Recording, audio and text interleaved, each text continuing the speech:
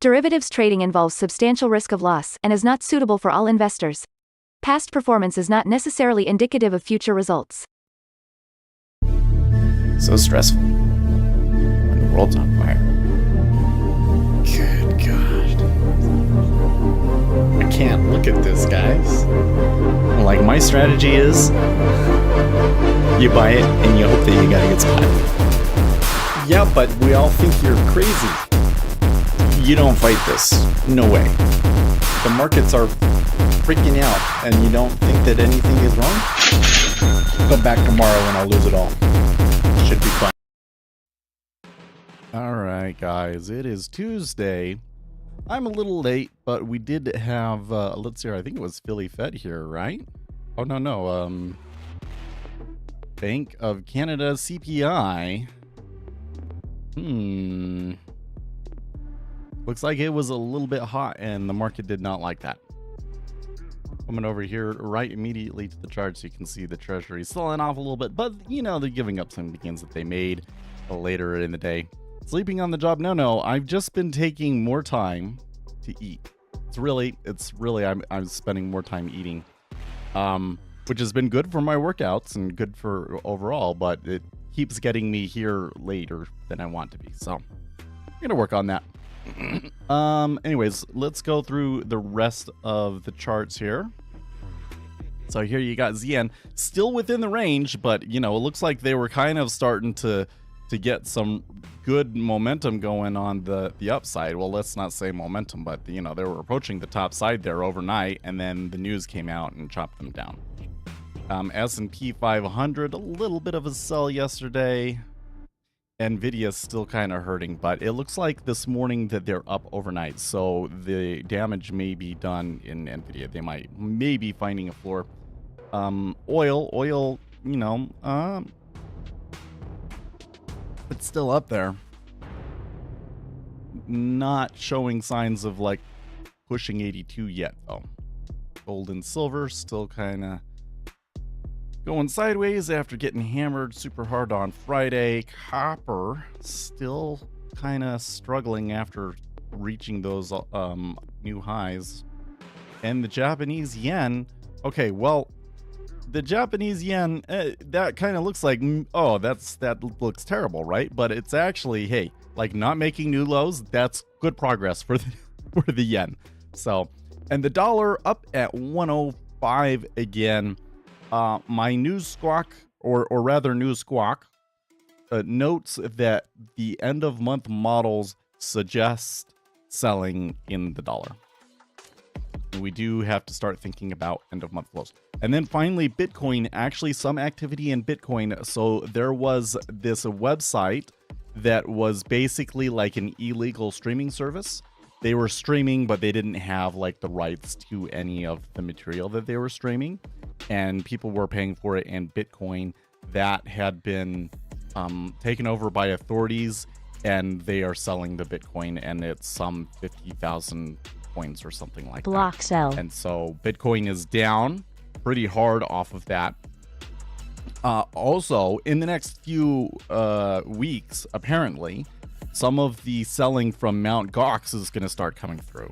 So there is starting to be some concern about Bitcoin price. I think I'd have to come back to a daily chart to show you kind of like where some of the spots are, but 50K still, I think, ends up being a pretty significant line.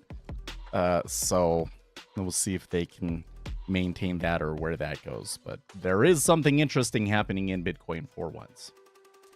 All right, so my camera is a little twisted here.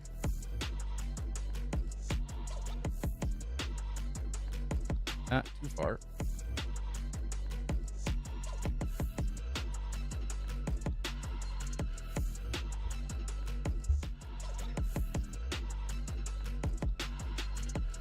How about that? That's a little bit better.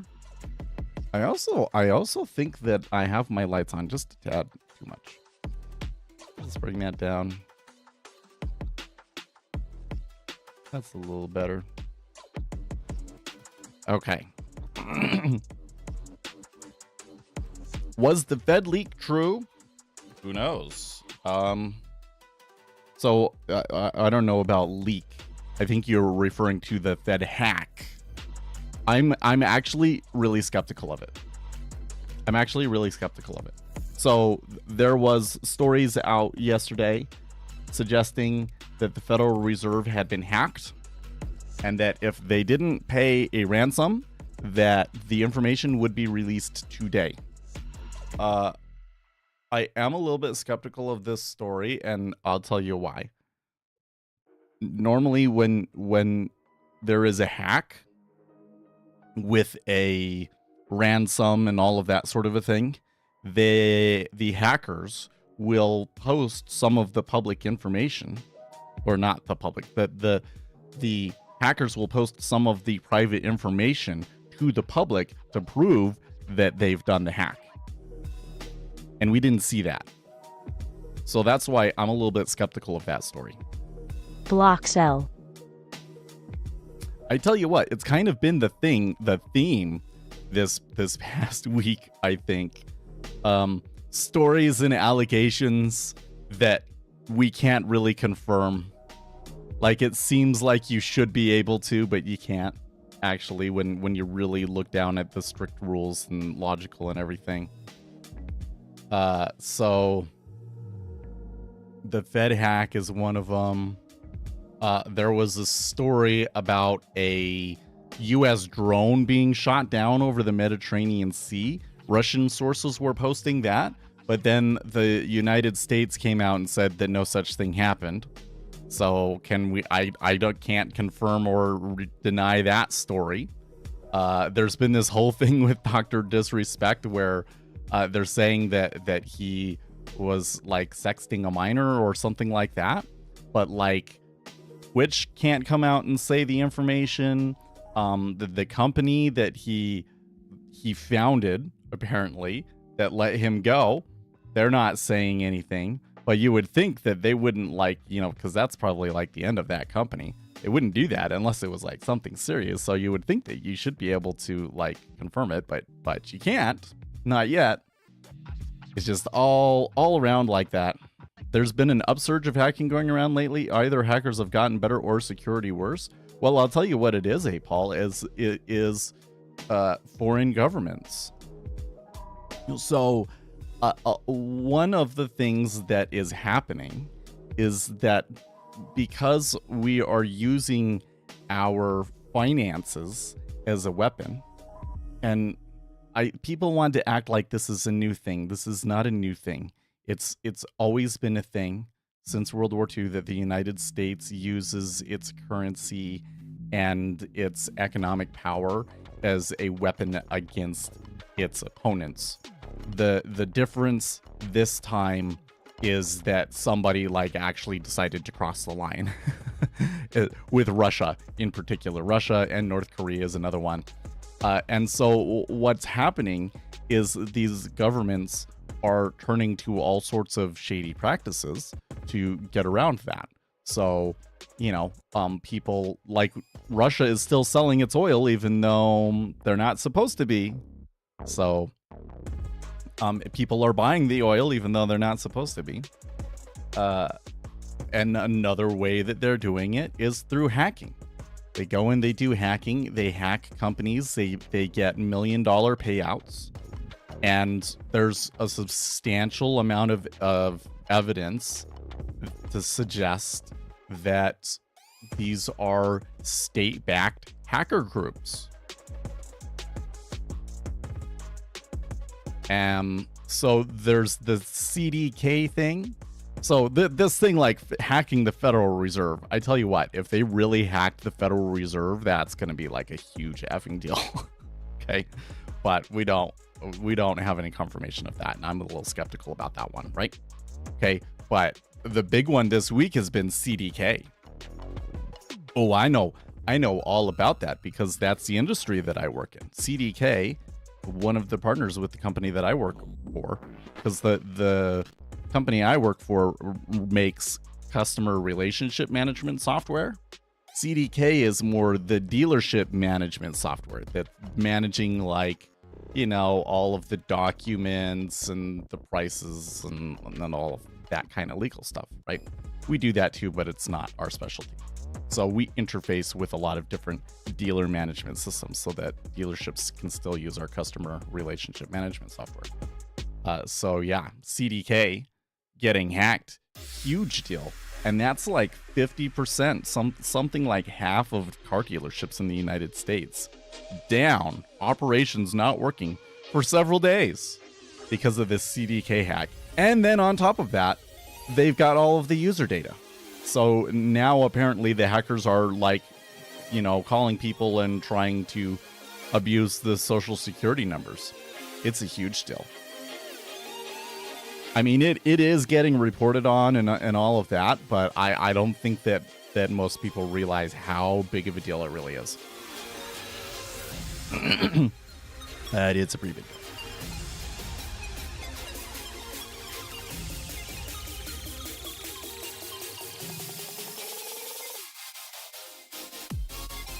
All the mechanics works and hours were on CDK where you work now. Yep.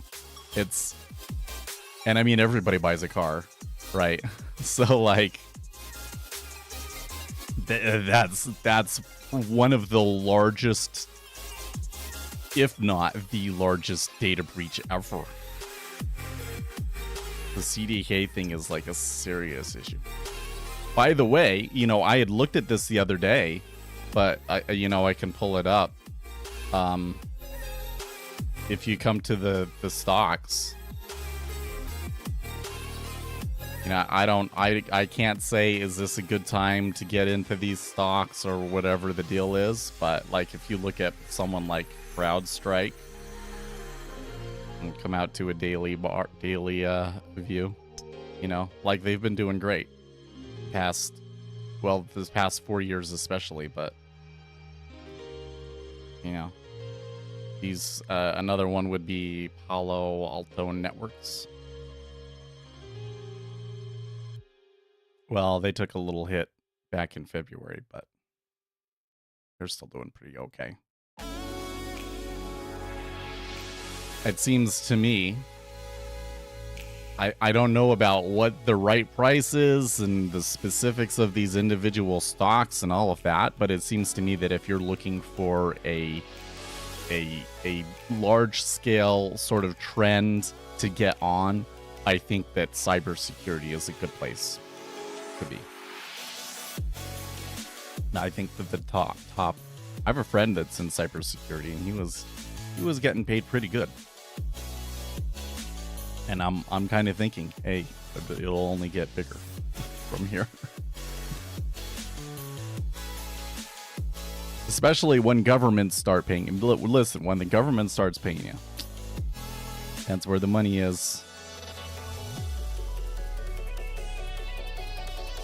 Okay, so let's come through and discuss.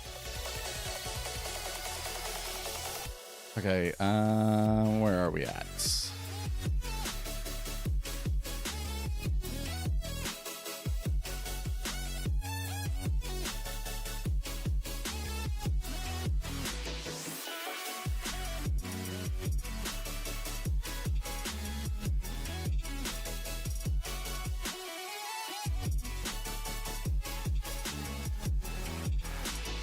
Okay, so today we do have some flows to talk about, okay?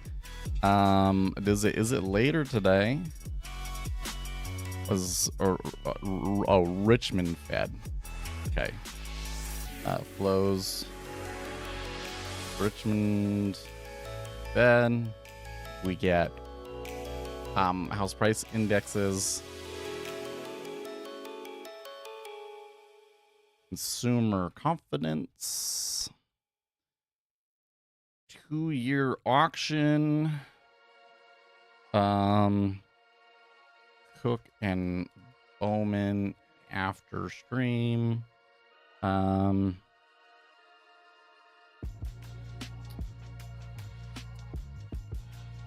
don't know if we need to, how much we need to consider end of month flows. Let's just say last week of month. Then as per yesterday, PCE Friday So there does appear to be... Wait, what the heck?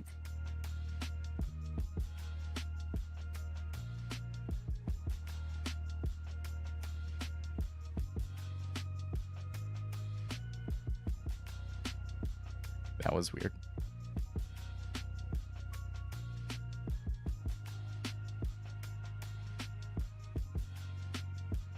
Let's just say possible hacks.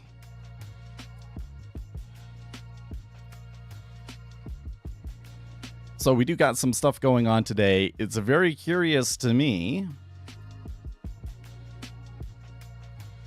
The upside action overnight. I'm not quite sure what was driving that, but it's a little interesting, don't you think, that they were like up overnight and now they're getting slammed back down the other side of the range.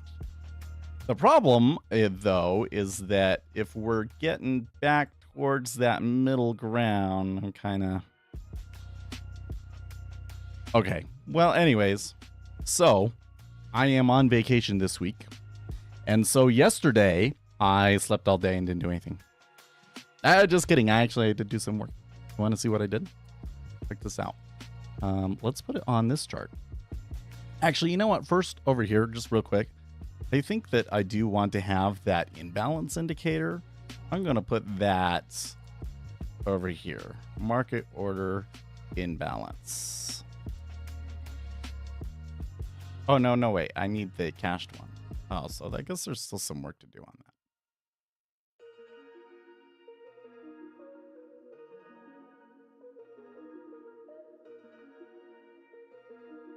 Change the label on it. Get rid of the label. Okay.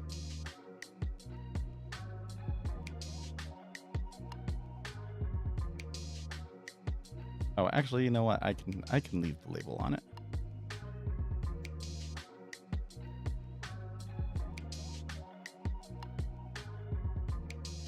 Market order imbalance. There we go. Okay, cool beans. All right, so what did I do yesterday? I finished. Well, I didn't finish. Let's say, but I got a pretty good working indicator for our news warning. Da-da-da-da. Hey, check it out. You see how it says how it prints it out there? Yeah, look at that. Huh? Like, oh, look, there was the Chicago Fed National Activity Index at 6:30. Huh? It looks pretty sick too, doesn't it? That's mad. I am using I don't know where I got this. I don't know if I got it from somewhere or if I made it.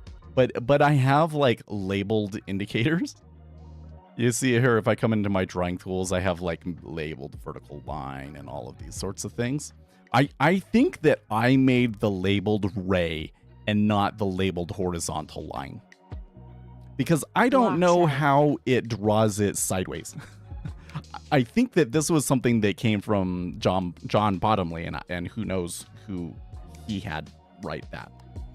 So I'm going to have to take a look at that, and if I can, you know, I might need to make some changes to it first of all, because like you can't there's some other parameters I would want to be able to pass in to be like what font you use and things like that.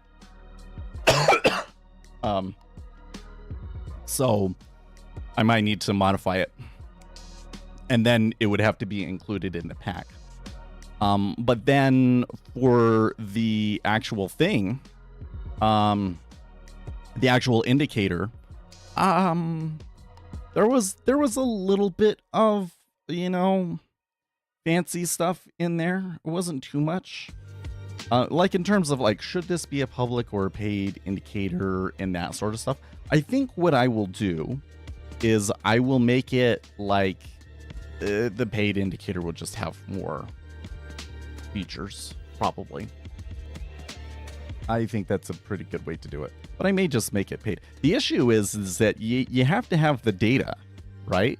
And it's just a CSV file that I save in the folder. But, you know, if I was going to make this as something that like is available to other people and stuff, like, you have to make the file available to them. And are you going to go down to the website and download it every time? So then maybe I have to create a service to pull it. I don't think that you could use, because I'm doing some filtering and things like that. So then I have to make a service so that you can pull the file. And yeah, then, that stuff costs money. And so then it's definitely like we have to make it a paid indicator. Okay. But it works. And it should give you warnings. Actually, let's set those up. Indicators, news warning. So the warning bell, I will say flight.wave.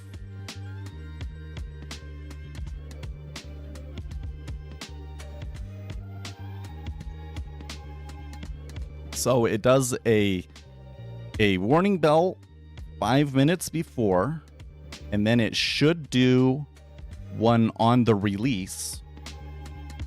And then there's also a before halt and an after halt, which basically is like any kind of there's like a data series that says don't trade, essentially. So then I can go and I can take a strategy, and in the strategy, before you ever do anything, you can say, can I trade? I think what I'm actually going to do there is make a parent strategy class that has the risk management stuff and its own entry exit methods. So instead of saying enter long or whatever the deal is, I call that classes enter long. And then that would do some stuff like check to see if I can trade before news first. And if there is news, instead of entering long, just print out that I can't take a trade because of news. And then that would make the logic in terms of like the other backtests, they would inherit from that, and those files would still be relatively clean. So otherwise, like the entry signal parts of the file get super cluttered and stuff. So that's what I'm kind of thinking of doing on that one. But I think I should be able to use that now and go back several years. Oh, that's interesting. One of the things is that the way that I have the indicator set up, it loads everything into the dictionary at the beginning when the indicator loads up. And it only loads what it needs to. So like it goes through that whole file, but then for each one it says, is this news event actually within the time frame of my chart? And if it's not, then it doesn't include it in the dictionary. I don't know how what it will do when I do a strategy, and it does. For one thing, I might need to look at a different parameter or something like that to tell it how much data to pull. So that there might need to be a change there. And it might just load the whole thing, and that shouldn't be too much memory, but it will be a few 100K. But then we can backtest that. So I think for today, let's do a little bit of planning, shall we? Like we did yesterday. Planning. We can work on backtest with news warning indicator. That's one of the things that I need to do. I think I'm going to say morning. I'm going to do the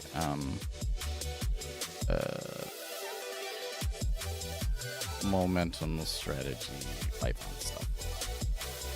So I got into that stuff a little bit, I got something that kind of pulls data down But then once I had the data down, I was like, oh, I'm not 100% sure what to do with it, how I want to deal with that stuff. Andreas Klenow, he used Zipline, which was a framework in Python created for Quantopian. But Quantopian closed in 2021 or something like that. Because the whole thing just didn't work out and the owning parent shut it down. But somebody has created a Zipline Reloaded. So basically is still maintaining the library under a different name. So I could use Zipline Reloaded. But then that also kind of makes me wonder about what other Python backtesting frameworks are available in the last 4 years that might be more interesting for me to use. So I need to do a little bit of research. We could maybe do that during this stream. But so because of that, and then my wife had some things that she wanted me to do. So I'm thinking I'm going to get into the momentum strategy bit there. Now I could go and work on the cabinet. The thing is, with the way that the schedule is and everything, that's probably better to do on Thursday and Friday, because it's supposed to rain on Thursday, I believe. So it will get a lot cooler. It will be a lot cooler on Thursday, Friday. And I'll be in the garage, so I can do my work in the garage and shouldn't be so hot. So I think that those days will be when I do those things.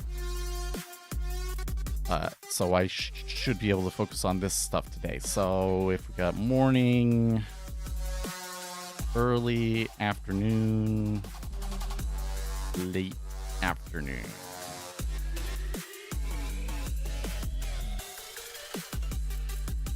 I think that late afternoon should be script writing.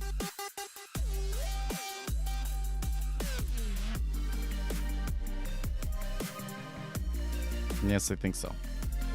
So trying to time box and everything. Nothing interesting from the house price index. Well, there was something interesting though, because it didn't play my sound. So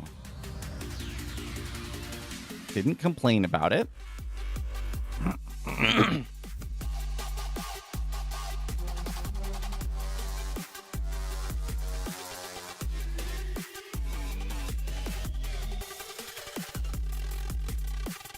And I'm not hearing clicks either.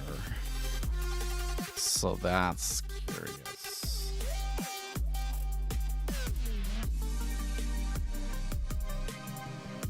Let's see here. When I come into these indicators, I also have the line at time, flight.wave, and I put flight.wave in here as well. So I don't know why I didn't hear the bell.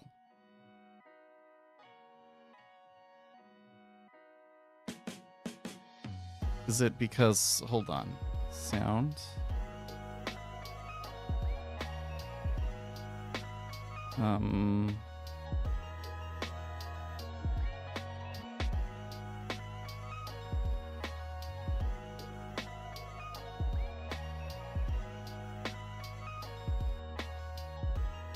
No, it's using the right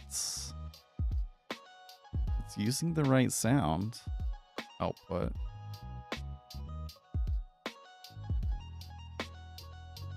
So I don't know. Sometimes I just don't get the sounds though through NinjaTrader, so I don't know. Oh, Uzi says that he heard it? Okay. Maybe I just don't pay enough attention. Maybe I need to make a more noticeable sound so that I don't dismiss it.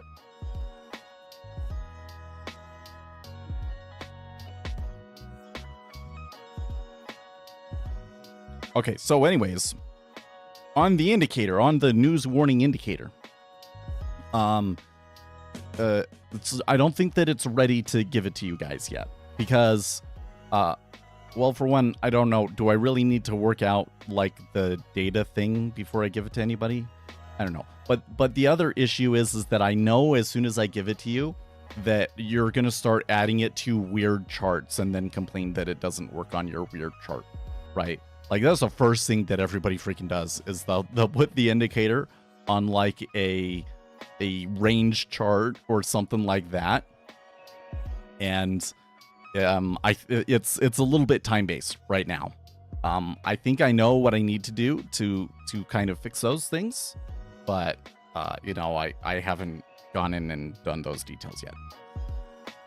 So, but it works on time-based bars as long as the time-based bars line up with the news. Like if there was a news, if I have I have it on a 5-minute chart. If there was a piece of news that came out at like 7:01, then you wouldn't hear the ding, right? Actually, I don't think that there's any way to make the ding happen if like I can get it to do the drawings correctly. Actually, I think that the drawings will work regardless. Now that I'm thinking about it, because at first I was like doing this thing where it was like, okay, if there's a piece of news coming up, then I draw the line. But then I changed it and I just said, okay, on the first bar of the chart, go in and just draw all of the news events in the dictionary. So I think that it will draw them in the correct spot, even for like a volume. You know, I guess I'll just do it. I guess I'll just try it.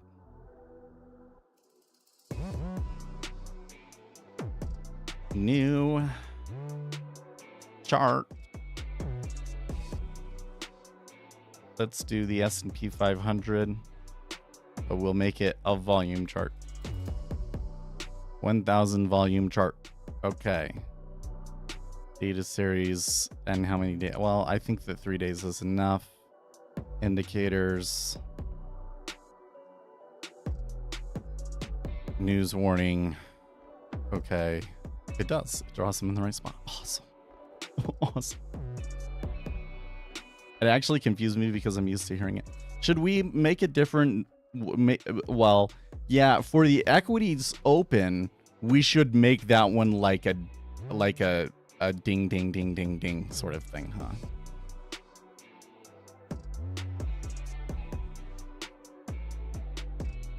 And then we can use that more flight wave to be like the warning that news is coming. That makes more sense to me, yeah.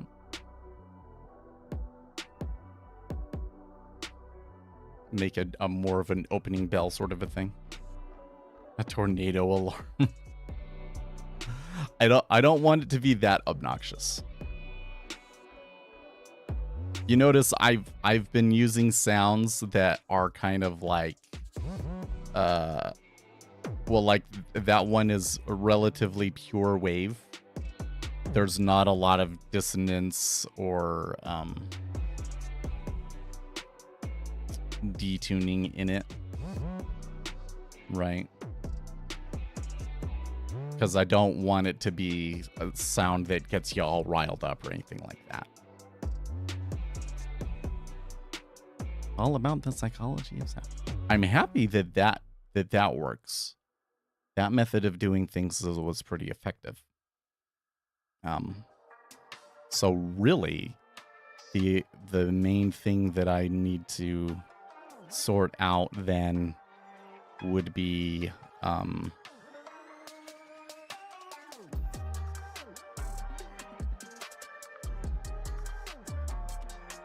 I'm thinking about if there's a way for me to, on a chart like this, to make sure that you still hear the sound.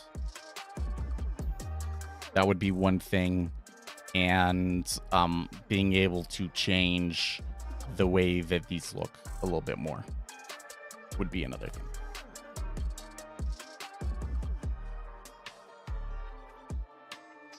But maybe I can give it to you. Or I can put it in the beta.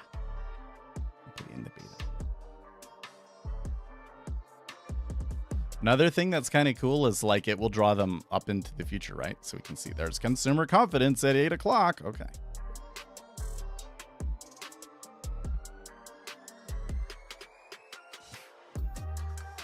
All right, so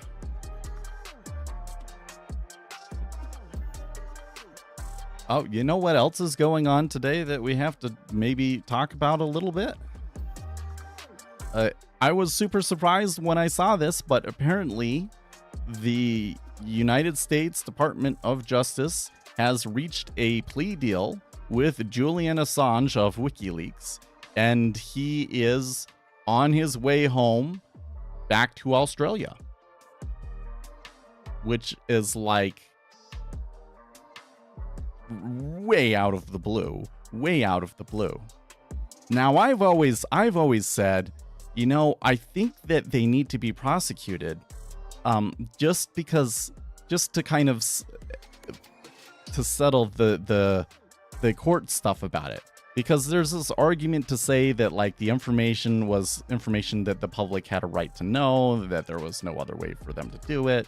But then he was also like straight up at hacking as well. It wasn't just like that he got information and published it. He also was like involved in hacking stuff. And, you know, so I always wanted the court cases to go through and then you like pardon him afterwards. The only issue being, though, is that apparently the United States doesn't always treat its prisoners like that very well. Right? So, is a plea deal? That's a way to do it. I don't have any problem with that. But it's just kind of interesting that it turned out that way. But then it's also like so out of the blue, right? Yeah, and Uzi says Biden reached really deep into the holy shit, the polls are bad bucket. Could be. Well, you know, it probably will be a question now. Probably will be a question because the thing is, Donald Trump always kind of spoke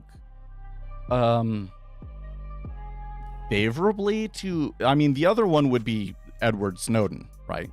Donald Trump always kind of seemed somewhat, you know, supportive of them, but he never did anything. And now Biden is doing something. And it is something that I think the majority of the public supports as well. So it's totally going to be a, hey, I did it and you didn't sort of a thing, right? And Donald Trump is going to, you know, Donald Trump is in like total pander mode right now. You notice that? Like he is pandering about everything. And he would love to pander to the Julian Assange type of people, right? But Biden kind of steals that thunder.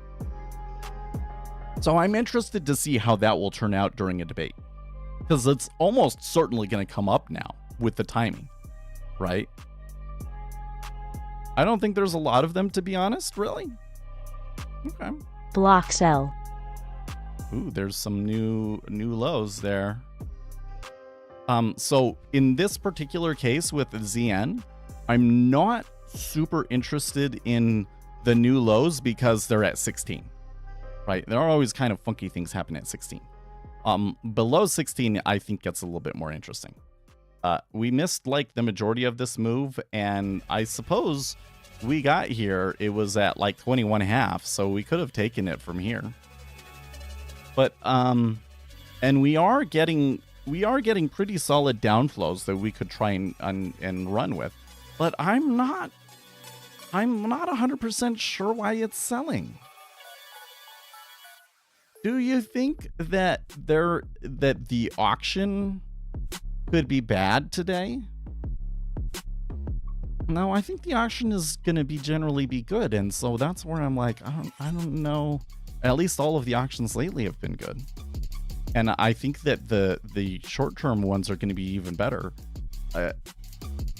Wouldn't that kind of put a floor on any kind of downside movement? I don't know. Well, it's reloading at 16.5. If it wasn't 16, I'd be a little concerned about that. Julian Assange, people are the terminally online demographic. I don't think you'd get much in the normie department. Okay. Let's test that. Let's see if we can find any polling on that. Julian... Wait, it's like 2 L's, right? Assange poll. Julian Assange stops in Bangkok en route to plea deal. Why?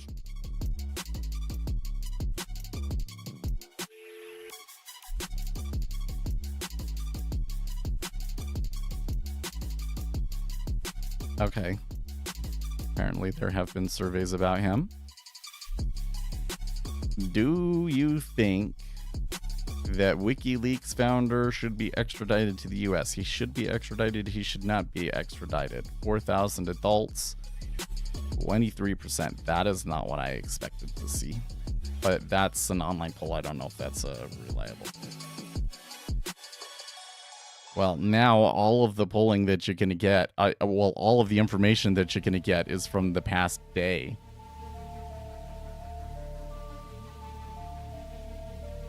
A 24-country poll found that most people believe WikiLeaks co-founder Julian Assange is not a criminal and should not be charged by the U.S. government. 79% of people were aware of WikiLeaks, and 2/3 of those believed he should not be charged. And 3/4 supported the group's bid to make public secret government or corporate documents. Okay. So that doesn't really give us a good idea of like how many people well, I guess it says that 79% of people worldwide are aware of it. So I guess that means that most people do know about WikiLeaks and support Julian Assange. That doesn't really tell us a whole lot about how much they care, which I kind of think is really more about what Uzi's talking about, huh? Like, how many people are going to like totally vote for Biden now because he did that? Probably not very many, right? But that's where I say, I think it could be more about what can I talk about during the debate? What can kind of help me during the debate? And I think that this is a pretty shrewd move.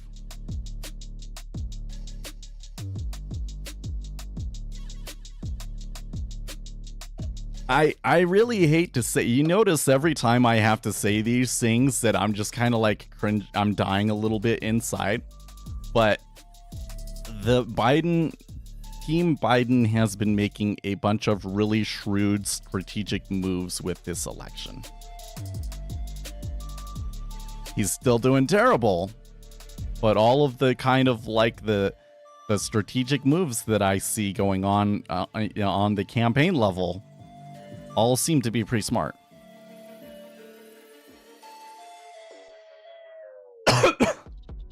The other one that they did was the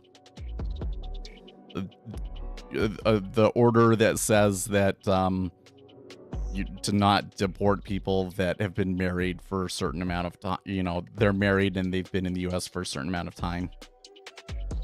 And that was probably in part because there was a court case and they knew that the court case was going to come out. They might not have even known what the ruling was going to be. They just knew that it was on the docket and it was set to be released. We'll get more court cases today too, by the way. Ooh, do you think we could get the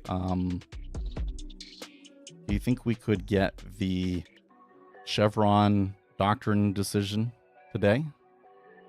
I've been thinking about that one ever since it first got brought up.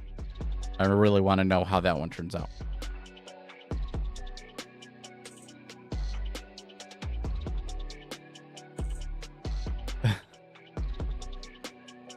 So I'm browsing through on Zero Hedge, and the next story down is people surprised and worried by UK Army ad showing exclusively white people. So I've seen this online where people are like, oh, when the army is like not as interested in its diversity initiatives and they're trying to recruit more white people, that means that they're actually serious about their being a possible war.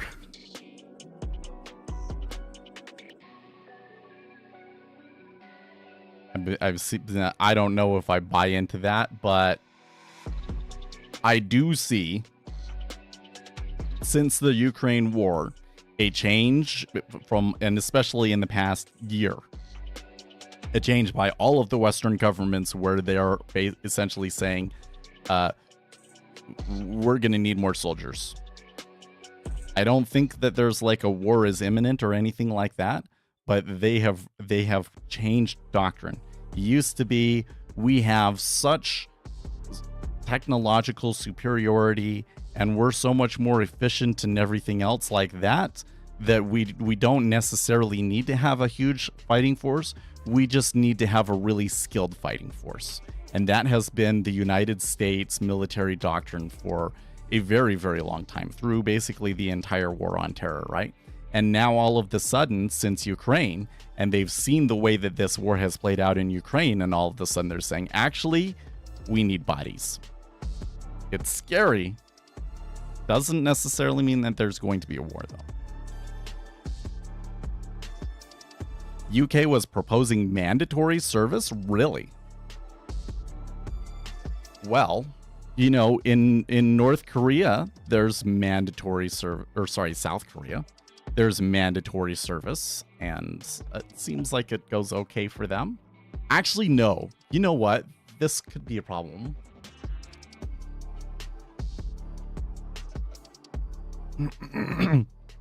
It is my opinion that the mandatory military service in South Korea is one of the leading factors behind why the dichotomy between men and women in South Korea is so bad. Like, they have a very, very low birth rate right now. Like, the men and women don't want anything to do with each other, and it's really affecting the fertility rate and things like that. And a major factor behind that is that the men all have to do 2 years of mandatory military service, and the women don't.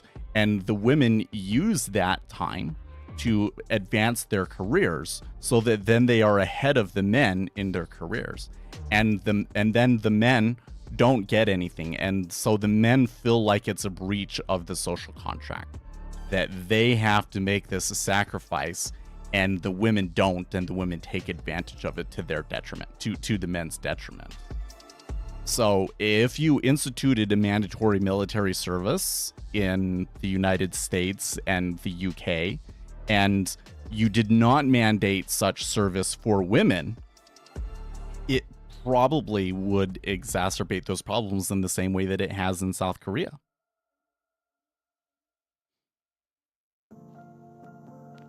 But more broadly, I do see, if you need bodies, I see a big advantage to requiring everybody to have 2 years of military service, so that when you call up bodies, everybody is somewhat trained.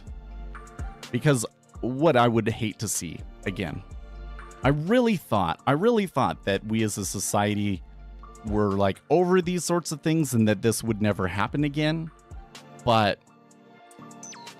it's kind of looking like if there was a conflict, that they would resort to just throwing bodies at people that have absolutely no clue what's going on. Right? Like the Russians totally did that during World War II. Really, I don't know if, do you think, would be interesting to ask a historian, if Russia was, cared more about its people and said, hey, we're not just going to throw people into a meat grinder, they need to have some training first, and so on and so forth, would they have been able to push Germany back the way that they did? Was it really the bodies that did it? Or would a more skilled fighting force but slightly less people have been able to do it too? I kind of wonder. Because I, for one, I don't know. I don't know if if there was a conflict, if I would be at risk, because I'm almost 40 now, and I think that generally speaking, they want people between 18 and 35. And I also have like gut health issues, which apparently for the military is like a big no-no. Like if I tried to join the army today, they would probably reject me because of the inflammatory bowel disease.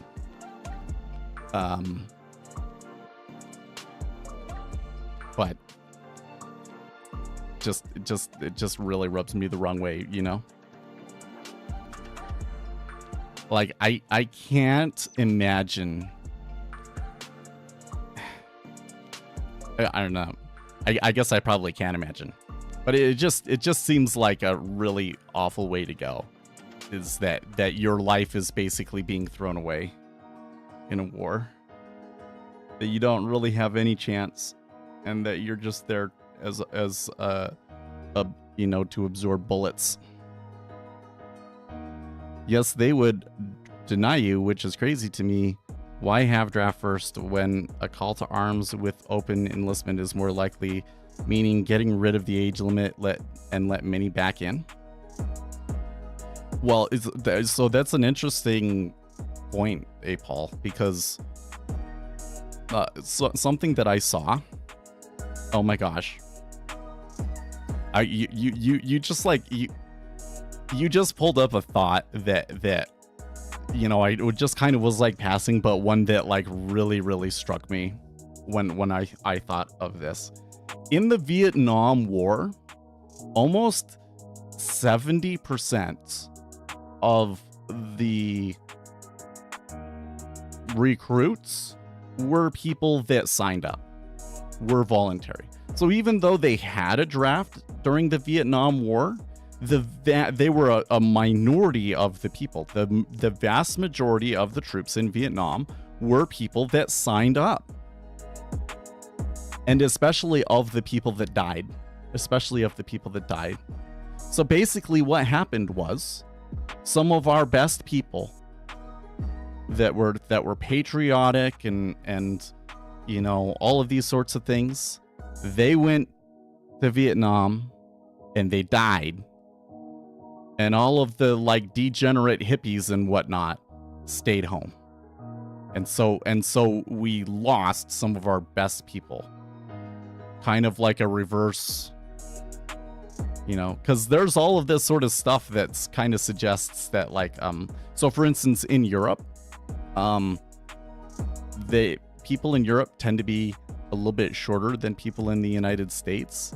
And there was this study that suggested that it was because people that were too tall were much more likely to get shot during World War I and World War II. And so that kind of got taken out of the gene pool.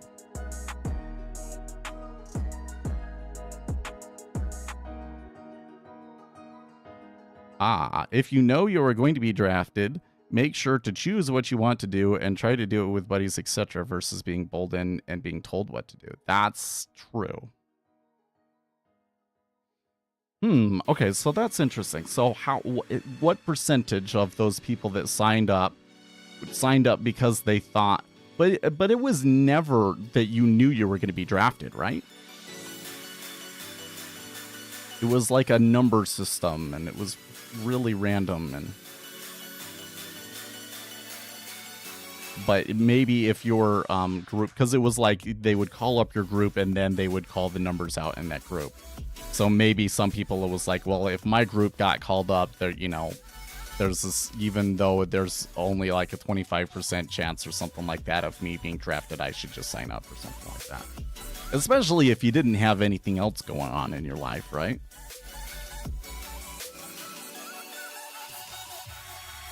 They didn't all know that for sure. Okay. That's a good point, too. I'd be really interested to hear a historian's view on this.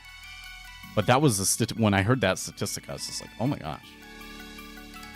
It really tells you something about, like, you know, the way that large-scale conflicts do. And like, when you think about Ukraine, like, it's an example in Ukraine, too, is like, when the war is over, who are going to be the men that are left? Because They might not necessarily be the men that you want. They might be the ones that were able to run away or something, you know? Like, I don't know.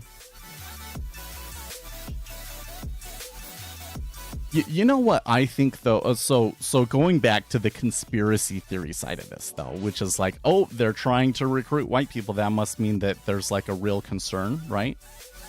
I think that when I would really start to be maybe more concerned is when you start to see countries put significant effort into trying to make men more men.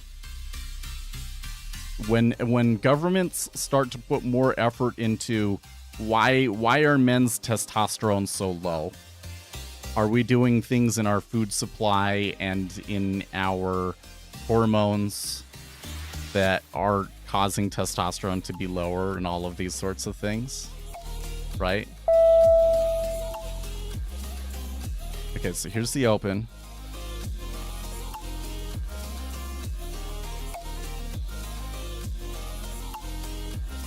I should maybe have the open be a different color from the news, huh?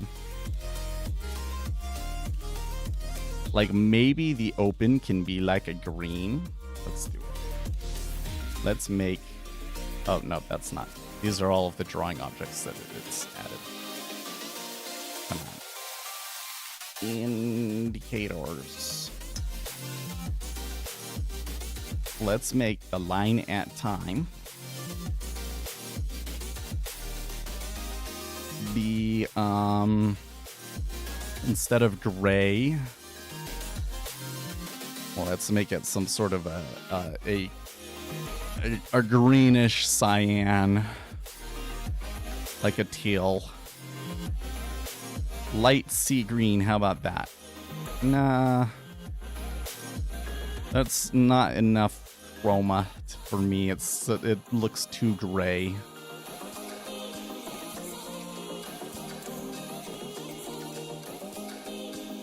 What about pale green? Is that too much? Pale green is too bright.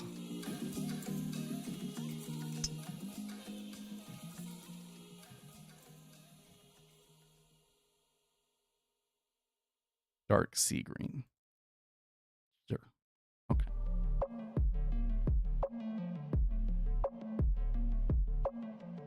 I would also love real answers to the testosterone questions, just being able to complain about them, if anything. Well, you know what, though? I think it's a bunch of different factors, right? That's why it's like, okay, so if the government starts putting more regulations on plastic, if the government starts putting more regulations on water, that might just be a general health sort of a thing. And there may be a point at which they start to consider our fertility rate is a problem. You know?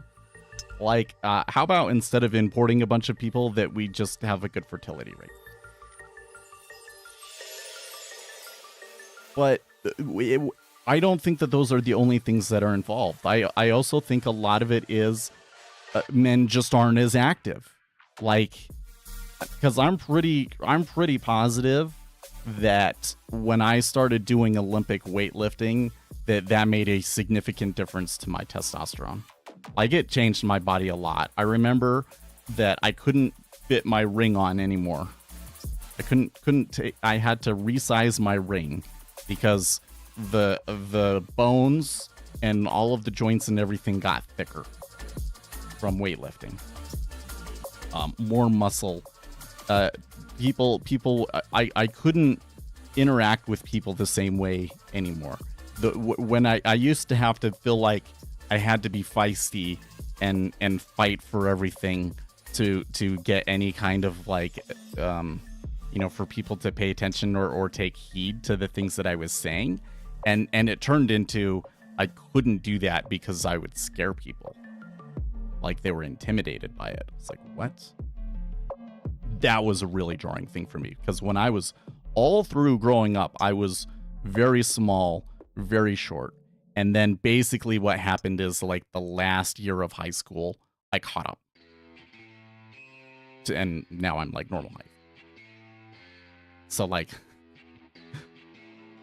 You know, so that's when it's like, okay, when the government starts being really serious, like all of you men, you can't just, you know, not be fat. Like, we need you to weightlift. You should all do Olympic weightlifting. We're gonna do these programs to encourage more people to do power sports. You know, things that really create that that focus on athleticism, because those are things that will generate a lot of testosterone, as opposed to, like, say, running, right? When the government starts spending a lot of time on that, then I start to be like, now they're really concerned about their military readiness, huh?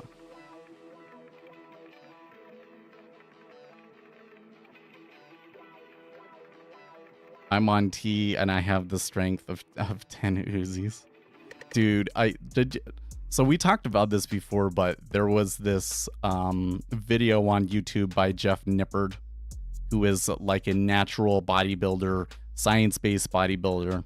I really like him because I feel like he's like me in that he relies on empirical evidence for everything that he says and for his authority, rather than like, I'm so huge. And part of that is because he's not going to be as big as the bodybuilders that are using testosterone and whatnot. So he made a video about performance enhancing drugs. And one of the things that stood out to me was that they were saying, like, okay, like if you're a guy and like the normal range for testosterone is like between 500 and 1,000 or something like that, right? And, you know, like the difference between 500 and 1,000 and like your ability to grow muscle and things like that is pretty crazy. Like, if you have the right genetics for it and everything, like, you know, your body can do amazing things, right? But then they talked about how much testosterone these guys that were on steroids were getting. And it was like 10,000 or something, like it was insane. And I'm like, whoa, dude, like that is totally, like, when he really got into it, it was really like, I think that there's a lot of people these days that are kind of like, well, you know, if you're into bodybuilding and whatnot, why not do steroids? Why not? Well, because they're really effing harmful. like Jeff Nippard did a really good job of showing the negative side effects of it and like why they're banned and stuff. It was really good. Well, at least he's not going to have boobies as most do when they quit testosterone if they don't do estrogen blocker. Yes, right? Oh, that's such a weird thing. So apparently, some of the testosterone changes to estrogen and you start to grow breasts. Yeah, this is weird. So then they have to take estrogen blockers, or they just get a surgery or something. Yeah, steroids are also simply just bad for you and shouldn't be used, especially for something as silly as to put on some temporary muscles. Obviously, it doesn't include prescribed medical needs. Yeah. Some of these guys, so like, who is this? I had never heard of him before, and I'm kind of a little bit weirded out by the guy. Like, I don't understand why he's like such a popular fitness influencer, but I think his name is Sam Suliak or something like that. And it's just disgusting. Oh my gosh. It just looks gross, man. The steroids do stuff to you, man.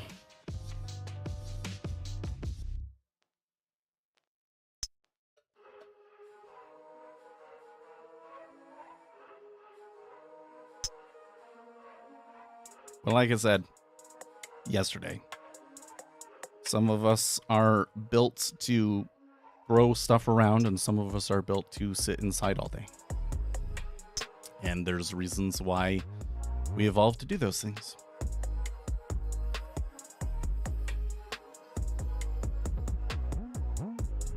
Try as I might, I will never be as good at Olympic weightlifting as I am at programming. It's just...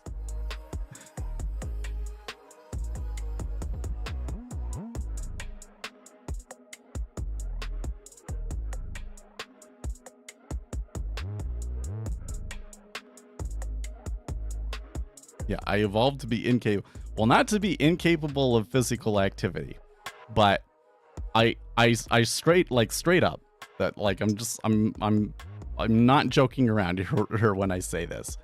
Like my body and some people's bodies are better adapted to not being outside all the time, not having to do a lot of activity to keep yourself up, right? So I you know, my wife, for instance, and I mean, this is kind of a thing with girls in general, so maybe that's a bad example. But there are some guys out there that like they really have to hold their diet, right? Like they can't eat like hardly any sugar, and they have to keep a really strict exercise regimen, you know, to all of these things to avoid putting on weight, right? That is not me. That is not me. If I wanted to gain more weight than I have now, I would have to go to like extreme measures to do it. It would not be comfortable for me to put on to get fat, let's say. It would not be comfortable for me to get fat. Like my body does not do that. Hard gainer, right? Hard gainer. So I do better at a desk job than other people will. I don't need as much sunlight to feel healthy. That's another, like white people in general, right? Because you know, it was a cloudy area, so they developed whiter skin so that they get more vitamin D, right? I don't have to go outside a ton.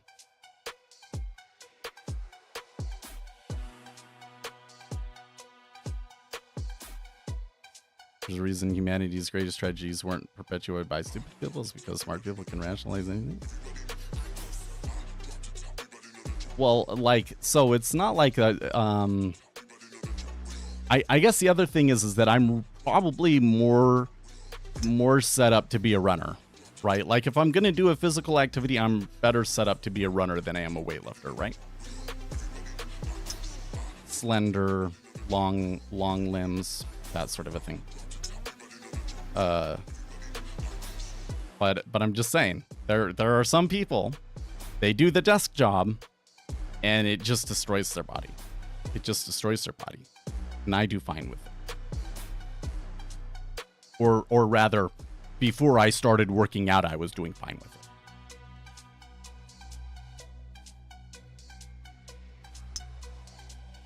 Well, I'm not saying that I'm not adapted to be outside. I don't know. I don't think I'm very adapted to the climate that I live in.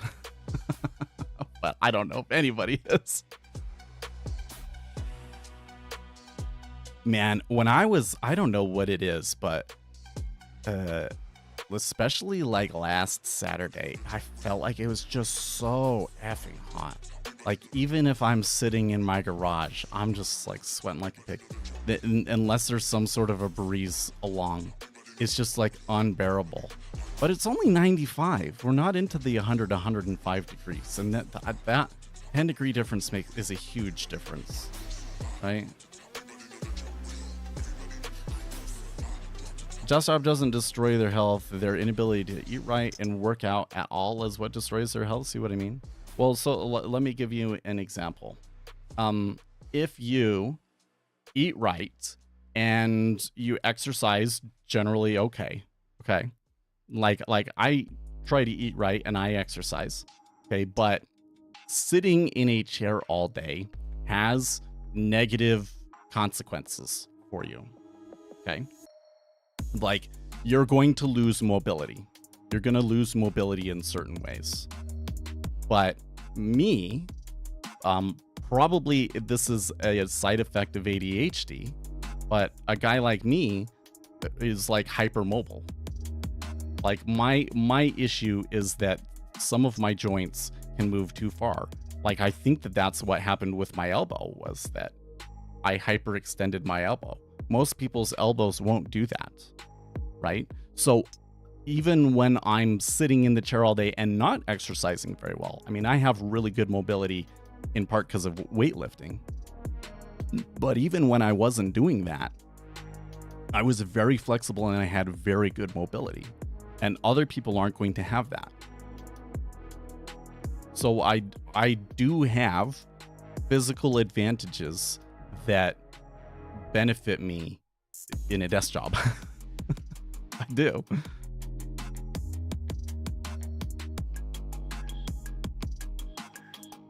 And then you put the kind of like the higher metabolism on top of that.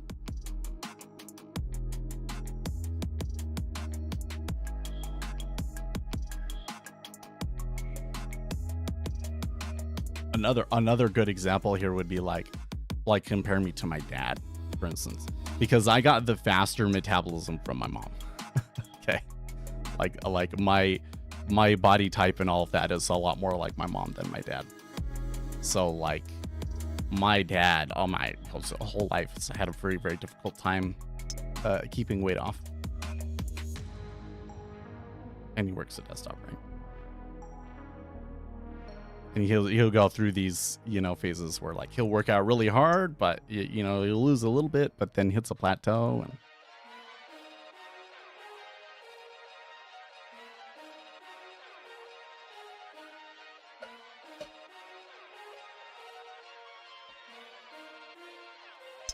when I was lifting back in the day, people overthinking conclude they can't make the gains are actually very common.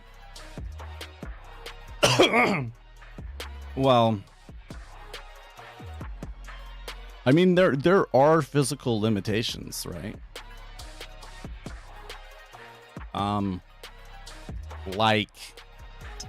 It's so very interesting. I don't put on a whole lot of upper body muscle from doing Olympic weightlifting. We don't focus on that very much. It was kind of weird because the other last month, I'm still doing it a little bit. I probably should build it back up a bit more, but I was just doing dips to try and get kind of like upper pec a little bit more. Because like we don't work chest at all. It's not a thing in Olympic weightlifting. Because chest is more about like your arms coming across your body, and in Olympic weightlifting, it's always up and out, right? So you don't really build huge pecs. These guys that you go and you see that are like world champions and they have these huge pecs, like that's genetics or drugs, because you don't train that typically. Or they're doing it on their own, but it's usually not in your program. And I built up pretty good, and I think I added like 10 pounds of muscle. That was the heaviest I'd been. So I can definitely build muscle, but Seth built out as big as he can get is not that impressive. You've got thinner bone structure that can hold less muscle. It's straight up, that's just what it is, right? Then when you add on top of that like, no, I've never been as big as I can get, because so I think that there are some periods where I've gotten well, and so there's another side to this, and that is like the bodybuilding program, right? Like you get on and you maximize the hypertrophy, and then you do all of the stuff to slim down and everything that's involved in the show. I've never done that. I have no interest in doing that. So I'm never going to be as big as I could possibly get.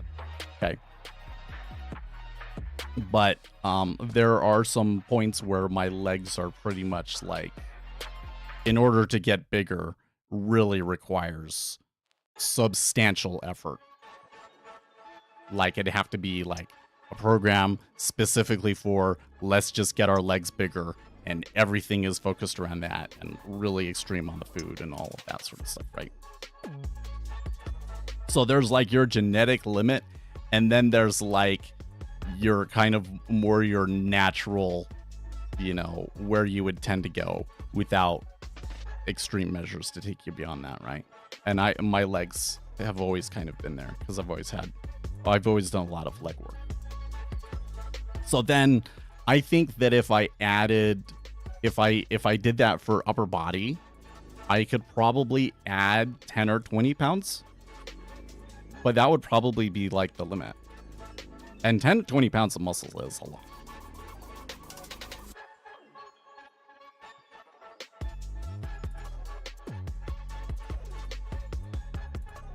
Yeah, when people say genetic limit, they usually say that while they're tiny and doughy. Yeah, well, so there's one thing where it's like you've been going to the gym for like a year and you haven't gained anything and you haven't really done anything, right? Okay, but that's never been me.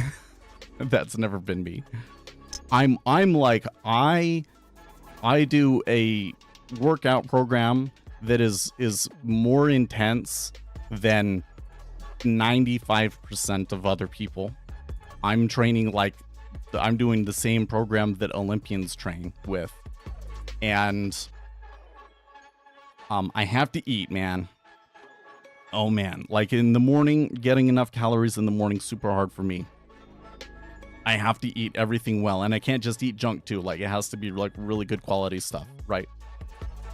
And you're talking about somebody that's been doing that for well over 10 years, right? I'm never gonna get huge. There is a genetic limit for me, right?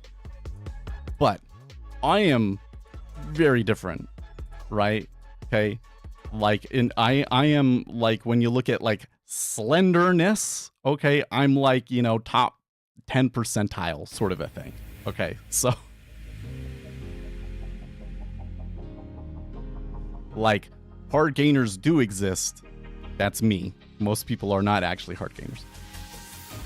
And even as a hard gainer, you can still get pretty far.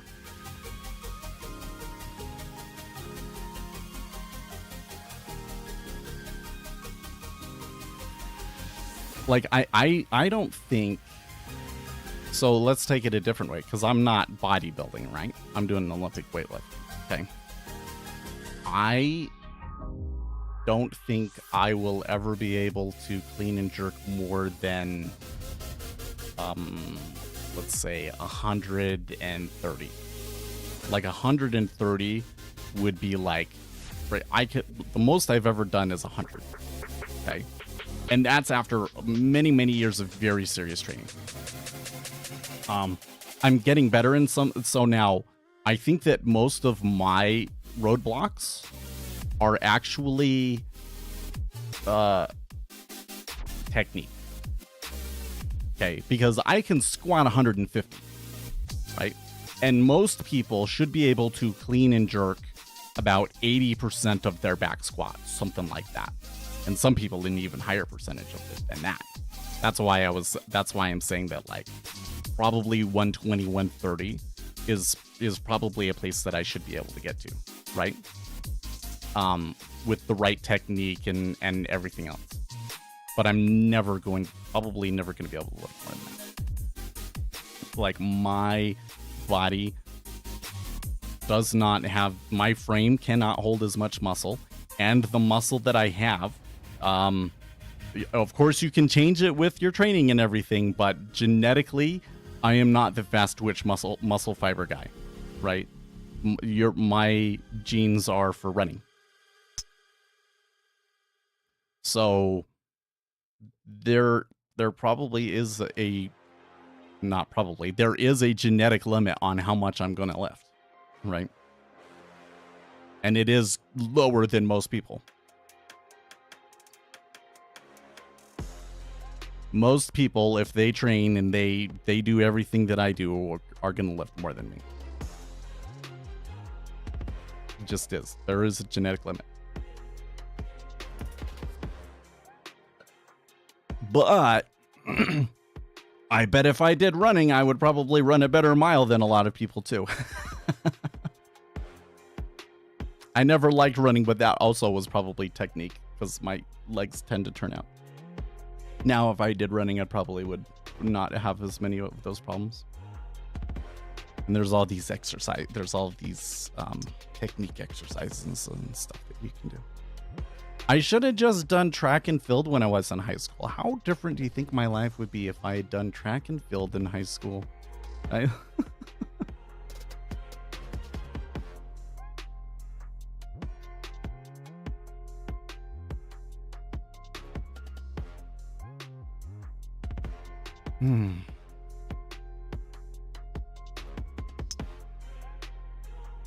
Would I be able to pole vault?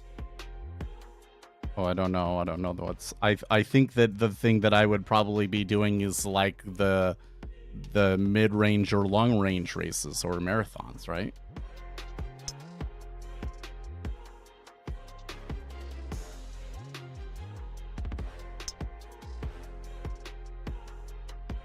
Vicurva, how are you guys? That's good. We're doing good. That's a new name. Welcome to the stream. We're still at 16. Okay, so here in 15 seconds, we should hear the sound. Let's see if it does it. Shh, don't say it. Okay, so it works.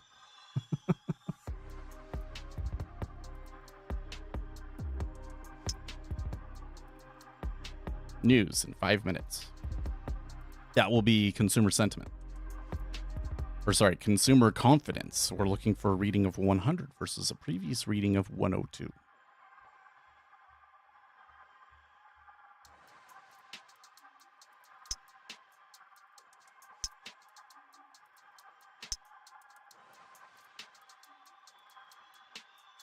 You know, it's so that whole discussion, because it is totally a thing, especially in online discussion forums, right? Where everybody says, "Oh, I'm a hard gainer," or whatever the deal is, and then it's like, "No, you're not. You just haven't put in enough effort yet."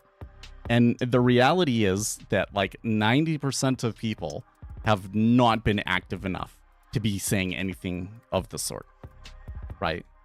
So it really irks me to be like, I've been training very, very heavily for like 10, 12 years now. It's hard. I like probably the biggest thing that holds me back is diet.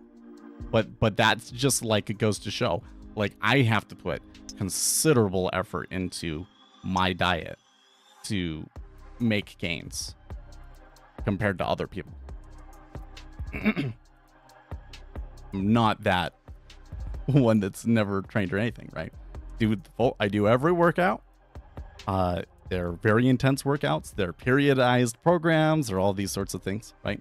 But then the other thing about it is that our perception of like what is an in shape person is super crazy. Is super crazy. Like what the so Jeff Nippert is a good example. If he's not building for a show, there's nothing unusual about him normally looking. He just looks like an average person. You would never guess that he's a bodybuilder and that he can pay like so first of all, our perception, you know, based on movies and pictures and stuff that we see, is very often pictures of people in like their peak state after doing a huge bodybuilding program, right? Who knows how big I would look if I did a bodybuilding program.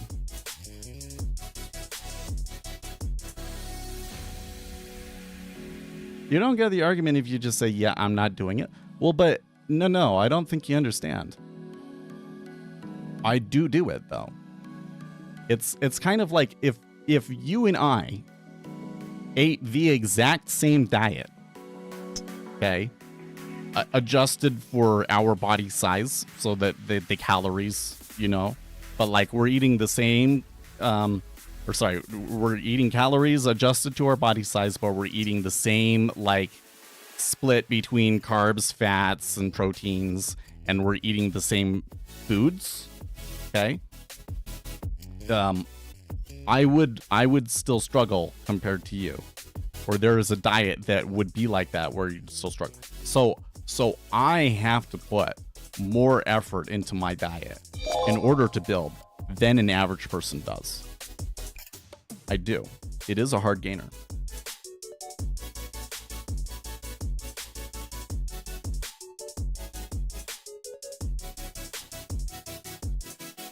Let's see here. 1 minute, so let's see how this news comes out. I kind of got this inkling that consumer confidence could be a lot weaker than we anticipate, but let's see.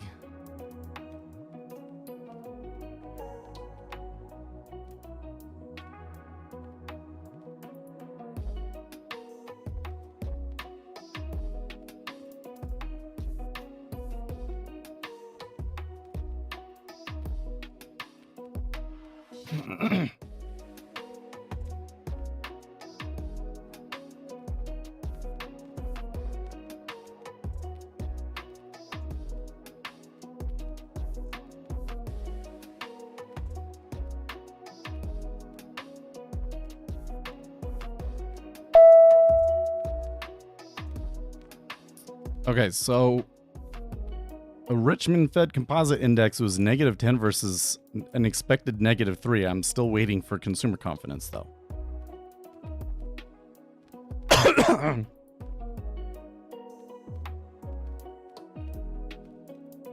Okay, 100 spot 4, so slightly higher than forecast. The market is kind of yawning at it, though. The argument isn't that it's hard, it's that you're not doing everything you could do. Well, okay, no, I think that that's kind of like a pointless argument to make, though.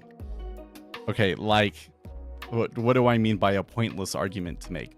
Like, why is that your key argument?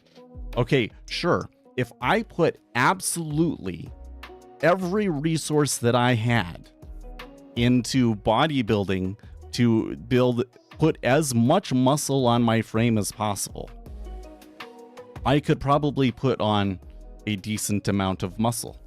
Okay, but who actually can do that?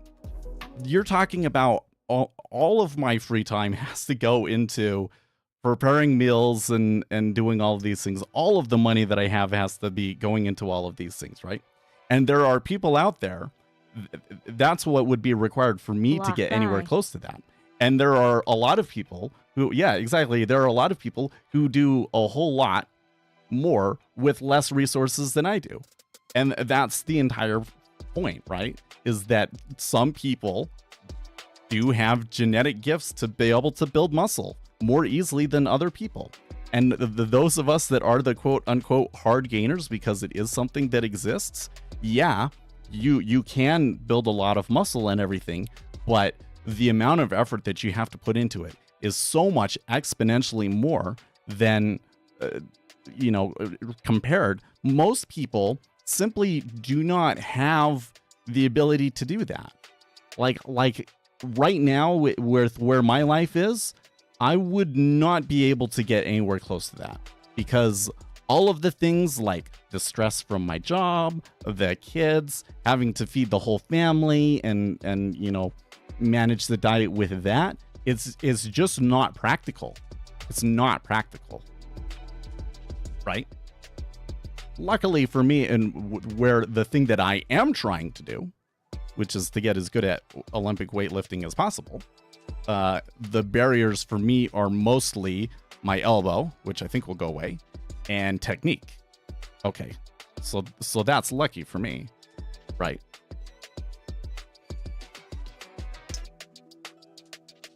It's impractical for sure. And why does that matter? Well, because when you're giving advice for people online, like, yes, sure, it would be possible if you moved heaven and earth, but let's talk about what can you do that's practical, right? Because there are people that come with certain challenges, and what happens is you go looking for help with those particular challenges, and instead of getting actual practical advice, you just get told, well, you're not trying hard enough. Okay. What actually works? I'll tell you what actually works. First thing is, probably don't get enough fiber in your diet. Probably don't get enough fiber in your diet. So you might be eating tons and tons and tons of calories.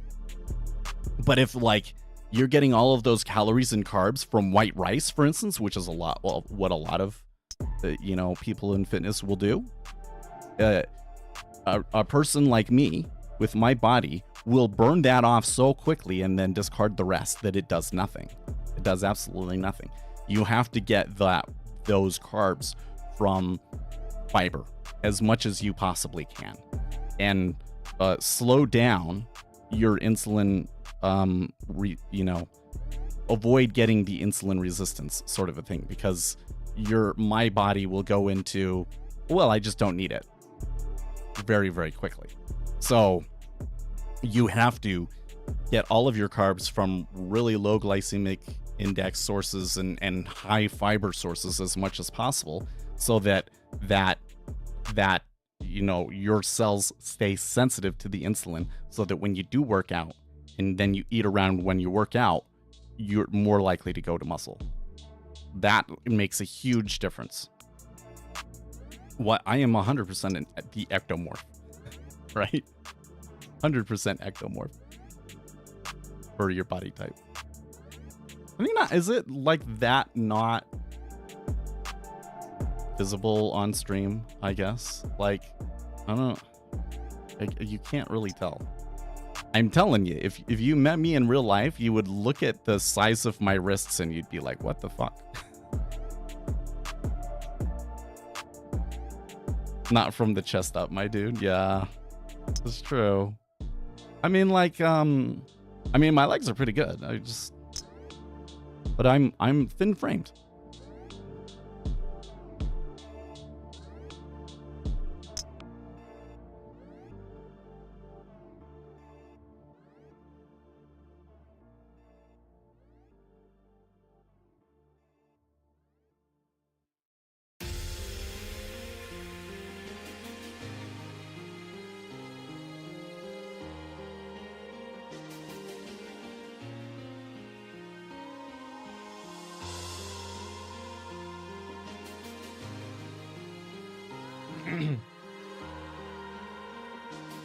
So like you can see my legs, there's mad, but if I did a bodybuilding, so the one thing is if so this is something interesting that I've learned that I don't hear talked about for some reason, so maybe it's not as huge of a deal, but you know, there's two kind of muscle adaptations, right? There's the strength adaptations and there's the like work,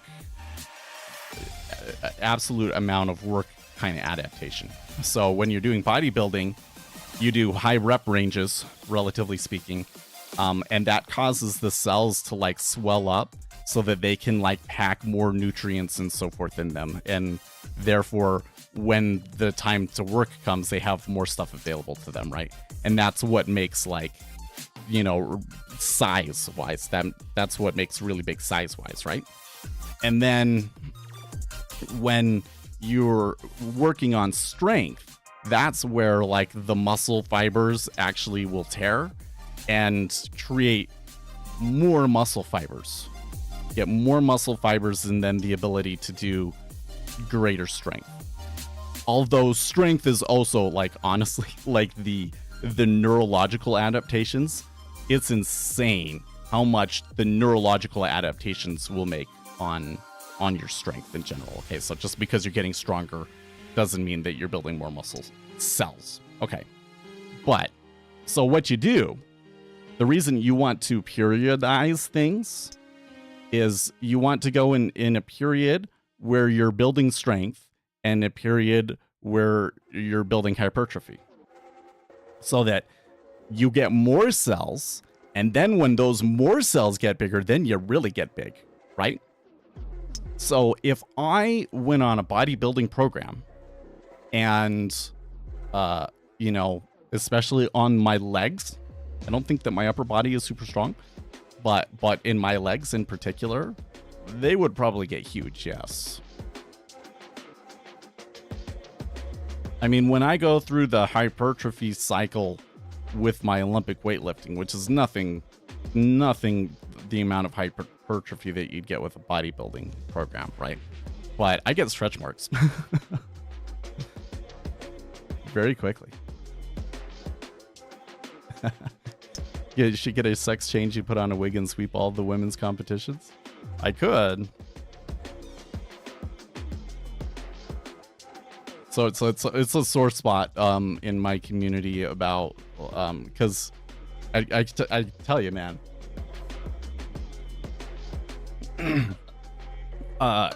Olympic weightlifting. I'm double checking myself here, like what I'm about to say. Like, is this actually an accurate claim? I think that Olympic weightlifting is more genetic than like almost any other sport. I think. I mean, all sports, there's a high degree of, you know, if you want to perform at the top level, it's genetics and things like that. But it's very much so the case with Olympic weightlifting. And like some of the top women in the world, don't lift as much as some of the worst male lifters. Like, it's insane. I'm not very good at this, and I would dominate the women's competitions. Although there are a few, there's like a handful of girls that lift more than me. And I know them too. They're on my team. Genetics is no. So you're probably thinking static strength, but Olympic weightlifting is power. It's fast twitch muscle fibers. And while you can train for it, but your genetics makes such a significant difference to how much type 2 muscle fiber that you have that. And then the other thing is okay, you can do training that will improve the percentage of your muscle fiber that is type 2 fast twitch muscle fiber.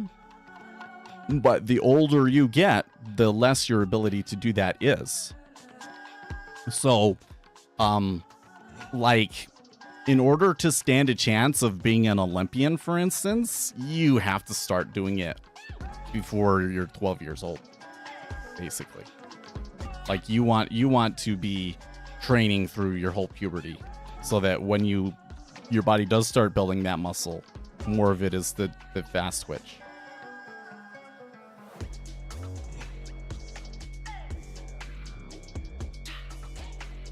So, now for me, I didn't start Olympic weightlifting until I was like 26, 27, something like that. So I had already kind of missed the prime time to really develop, right? So that's another part. That's another part of it is having started older.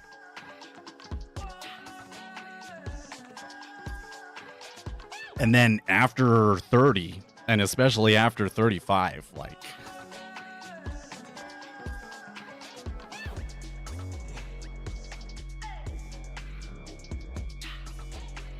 why focus on Olympic weightlifting as opposed to general strength building? So, for me, at least, it's kind of like, what's the point? You know?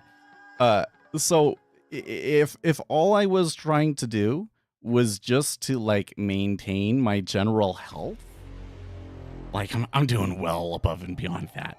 You know what I mean? Like I wouldn't have to put in a whole lot of effort to be generally healthy, right? I got to do something that's challenging and interesting. Okay.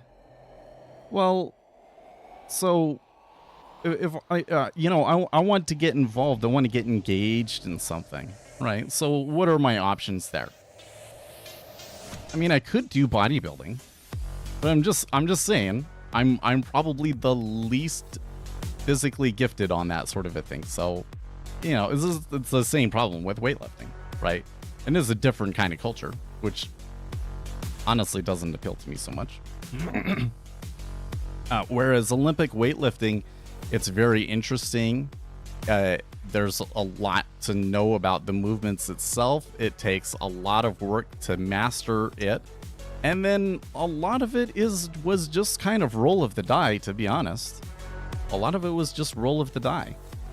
I happened to be doing that because we wanted to do it for my ex-wife. I kept doing it and I built that. That was my community. I'm gonna keep doing it because those are my people now. Otherwise, it kind of seems like it would make sense for me to become a runner now at this point, right?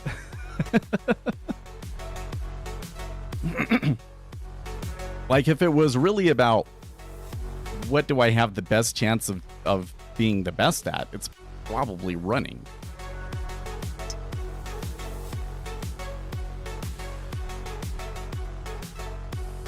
Well, I tell you what, man, the level 2 activity just looks really, really low now after that consumer confidence came in almost, well, 0.4 off of the expectation. The Richmond Fed Composite Index was lower than expected. That you would think that would maybe help the market, and that could be maybe like a gentle buy. But on the split side of that, in the 10-year,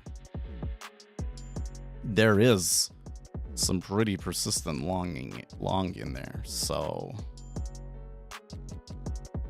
maybe it makes sense to go long here.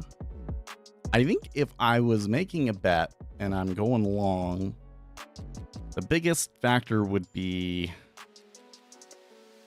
the 2-year auction, right? Because all of these things, house price indexes and all of that, kind of ended up not really driving a whole lot of flows. So I think, why are we getting those longs? Maybe because of the 2-year auction. Maybe because of spreading as well. There was some change in the yield curve itself.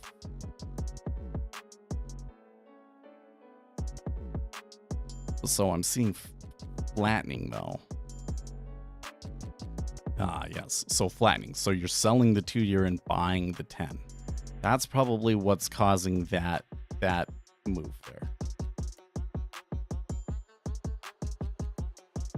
But yeah, stuck at 16 very much. I'm tired of 16. Dude, the worst is when the treasury market settles at 16.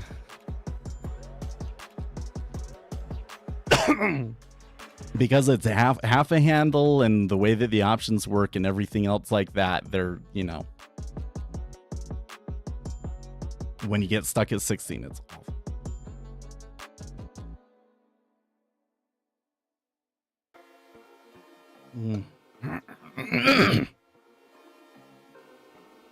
The other thing is that if I was doing bodybuilding, it would just be like, you know, go to the gym and not talk to anybody, and you know, it would kind of be pointless. The Olympic weightlifting provides a community. That's a huge factor. Like, I think if I was, you know, just out in public or something like that, or out talking to people, and somebody was like, oh, hey, we have this running club of some sort, and you look like you would be really good at running, you should come and run with us, then I would probably do it, because there would be a group of new people to meet and whatnot, right? I'd tell my coach, like, I'm gonna do running for like a cycle and see what happens, right? But like, because even though I work out on my own in my garage, there's still like the community involved, and we have competitions, and you know, on Saturdays I'll go down sometimes. And if I'm hoping, you know, the problem is the kids, but I want to get my wife working out with me again, because that was a big part of how we got together, and the relationship is not the same. She's not working out. I don't know what to do, guys. I'm working. I'm thinking about all of the things to do, but and a lot of this is like, I can only do so much. I don't think my wife is as happy as she could be. She's she's on those weight loss drugs, so I think that alone kind of takes your energy away and kind of has you a little bit higher cortisol and that sort of a thing, right? But like her reaction to things, so like yesterday, I got back in from working out and my son had found a pen and drew all over the couch, like the nice leather couch. And she was like, oh, okay, you can use alcohol to get that off. And she took it. And I think that she was like too focused with it. Like she just took her finger and like scrubbed in an area and like scrubbed the, kind of damaged the leather a little bit. So she was like super distraught over that. And I was like, well, okay, let's just go and try it. And like it was, I didn't feel stressed about it at all. Right? So I think everything's fine, and it's just like, how do I help her get into the space where that she needs to be? Because the real issue is that child is too much, man. The child is too much.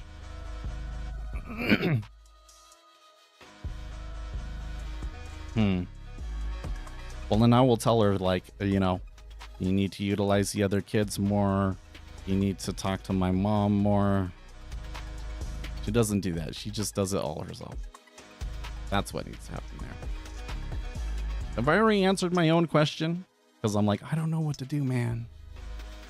But I think it's Monjaro. I was actually thinking about that because yesterday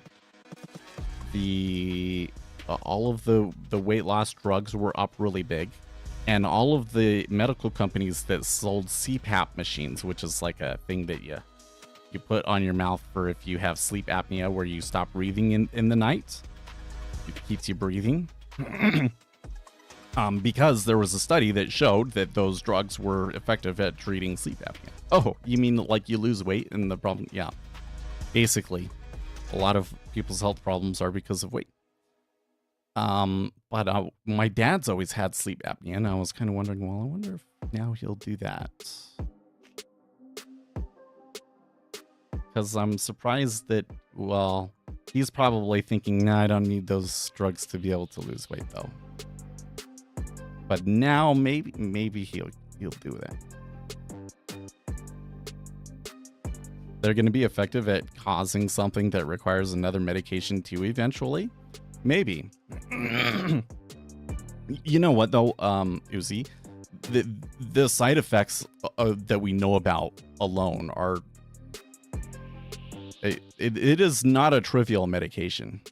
Like some people out there are treating this like, oh, it's just like a multivitamin, you know? You just take it and then the only thing that happens is you lose weight. No.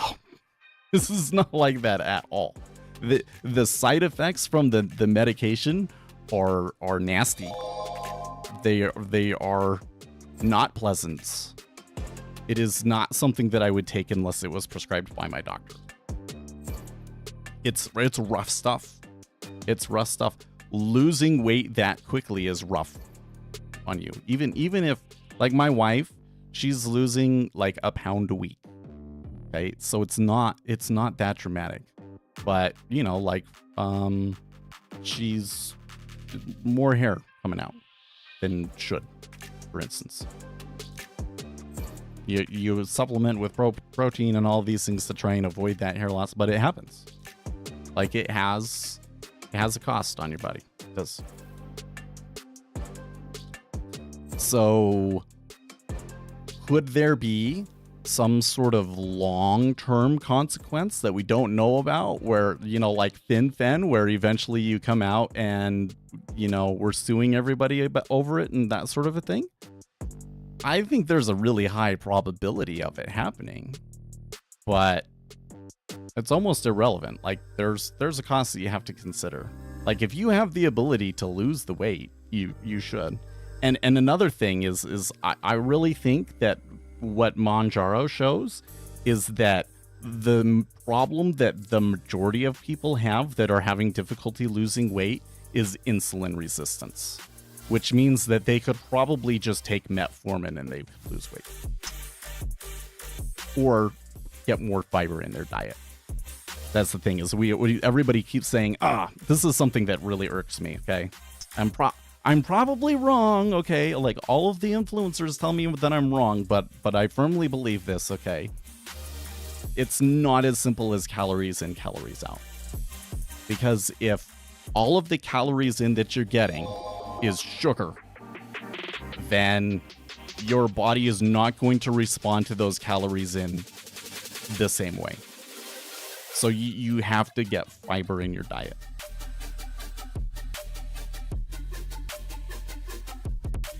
You have to, the reason why there's so many people out there that they try to lose weight, and even when they're going pretty serious, like they hit a plateau and they just can't seem to get over that hump, it's because of insulin resistance. And I think that if you had people more focused on getting more fiber into their diet, that you would have a higher percentage of people that are successful with weight loss programs.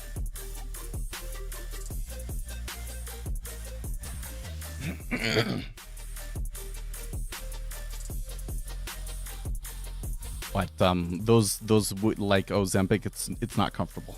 It's not comfortable at all.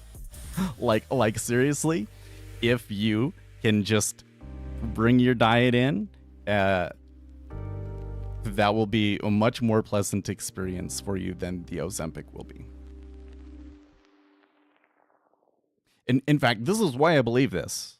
Okay, because the prevailing narrative is people aren't successful with weight loss because they don't have the self-control. They don't have the discipline in order to actually make it happen. They'll start and then they'll give up halfway because they just don't have the discipline to follow it through all the way to the end. And I say that's bullshit because Ozempic is nasty and very unpleasant, and is more nasty and unpleasant than having a strict diet. But more people are doing the medication. So I argue that it's because insulin resistance. You get more fiber in your diet and avoid sugar. That'll give you a lot more wiggle room to be successful and not, feel like you're just killing yourself doing it.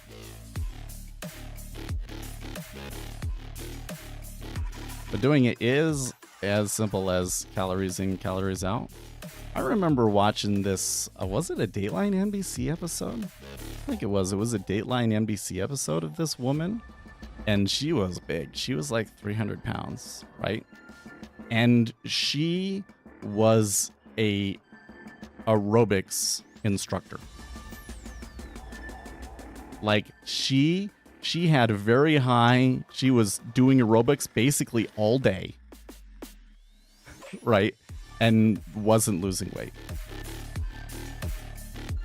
And they're like, well, you can't explain that. And I look back on it now and I'm like, well, yeah, but you were eating trash. Even though you say these calories should be put me in a slight calorie deficit, because so much of it is highly available sugar, your body's not going to lose weight.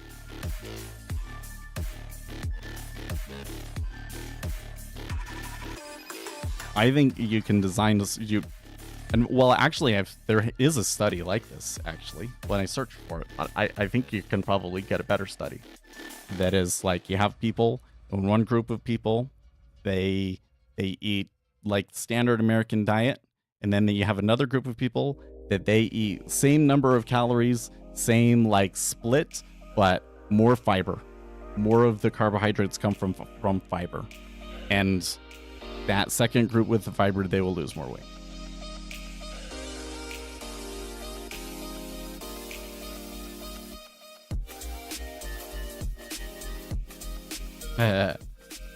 The people who coat their salads with ranch because that gets rid of it. Well, putting salad dressing on there definitely increases the calories of a salad for sure. But based on my theory here, eating the salad is still overall going to help you simply because of getting the fiber in your diet.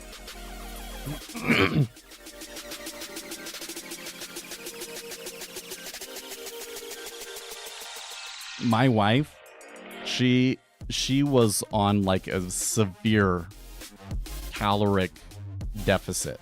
Like we had her on diet. She did that for a while, like I think 6 months. No success with it. She was like on very serious caloric diet deficit. And she was not losing weight. She was not. Now, she has a couple of unique factors that most people don't have, right? Because she also has thyroid issues. And so the thyroid and like the way that it destroys your metabolism, that makes it super, super hard, right? Like almost, it seemed like almost impossible to lose weight on your own. But then she got on and she was showing signs to me of insulin resistance.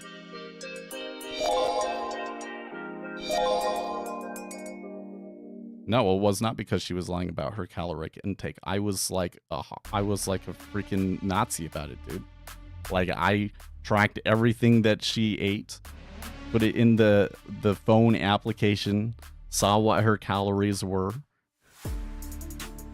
Now I think that some of those apps will tend to underestimate what your calories are. Okay, but she was like in severe calorie deficit, you know?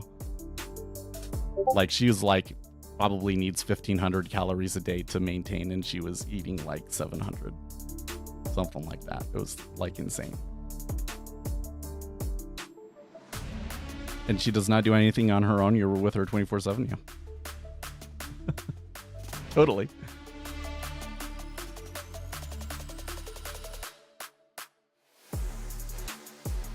Now, she can't eat a snack behind my back because we didn't buy that shit.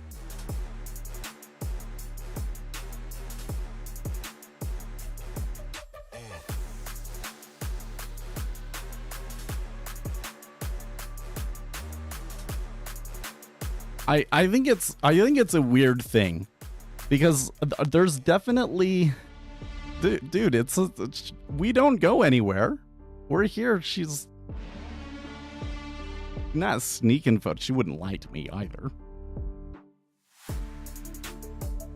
There's definitely this thing online where it's like calories in, calories out are all that matters.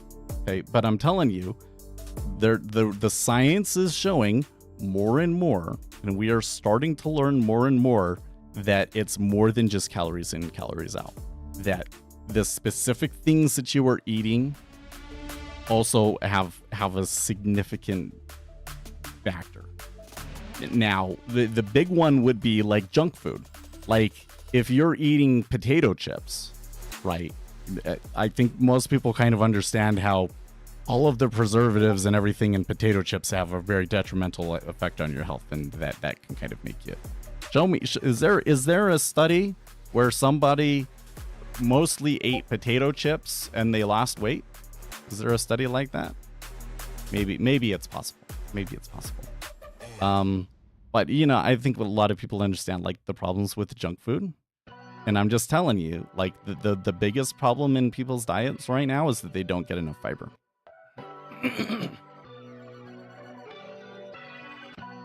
So, if you're trying to lose weight, eat more fiber. And I promise, I shouldn't say I promise, but I bet you will have an easier time of it if you're getting more of your carbohydrates from fiber.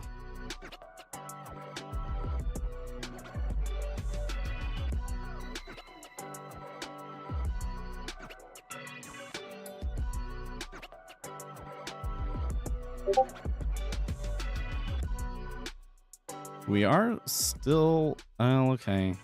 The cumulative delta is kind of shifted now that we're at 18.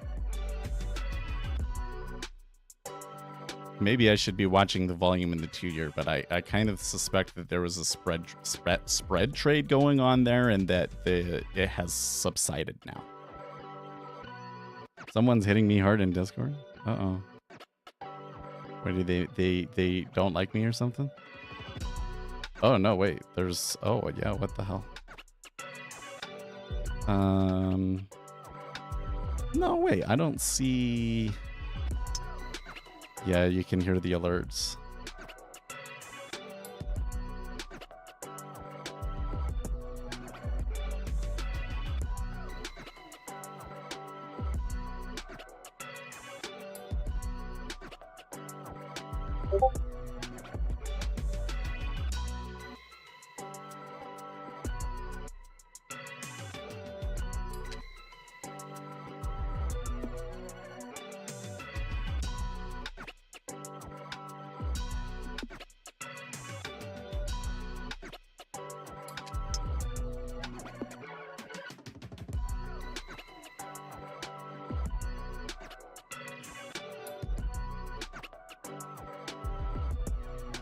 I don't know what all of those sounds were. It wasn't in our Discord.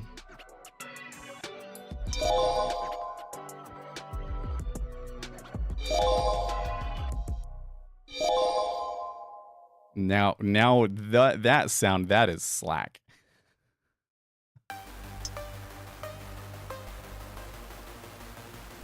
That is somebody approved a request, I think. It's all good.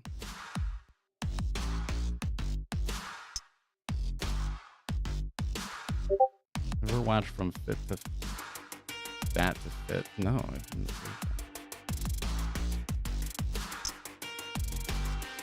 Or no. People, you know, here's another thing. I find the discussion around those drugs like Monjaro and everything really interesting. There's like this almost resentment, or, you know, there are people that achieved weight loss with the drug that, like, they shouldn't have been able to do that. It's unnatural. And maybe it's just because people think, you know, you should be able to do an exercise program and do it yourself, you know? But on the other hand, it's like, I mean, isn't the end result more important? As long as you keep it off afterwards, that'd be a real concern, is you stop doing it and then you gain it all back because you're not, you know, you eat too much.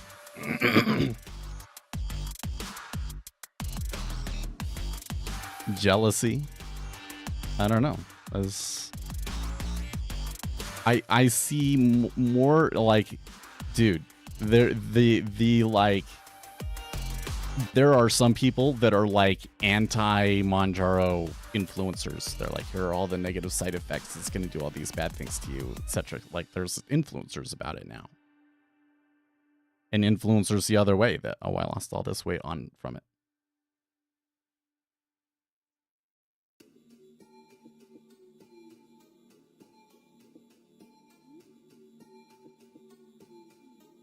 So here's the thing. Like, it does have a certain health effects, but one of the biggest effects that it has is it just, like, destroys your appetite. Like, you can eat 1 or 2 bites of something and then feel completely full and, like, almost sick, and you don't want to eat anymore. So it does reduce your calorie intake. Like, you tend to just eat less from it, right? But if that was the case, aren't there all sorts of things that you can do to just, like, you know, reduce people's appetite? Why wouldn't that be a drug in something that had worked before? I'm telling you, it's because of the insulin resistance.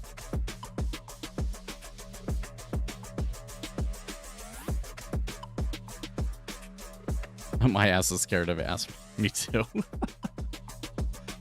remember one time I was having some sort of a problem and I took the aspirin and like it knocked me out. Like I fell asleep and I slept like all day or something. Now I don't get that. Because I've been taking aspirin a little bit, trying to get my elbow to chill out. But I think, you know, another week and it's better. Like yesterday I was able to do snatches. I still can't like really do jerks. It still really hurts if I do like, you know, extensions sort of exercises. But I think it will get there. So maybe I'll still take aspirins a little bit. By the way, we are now at seller's cost basis.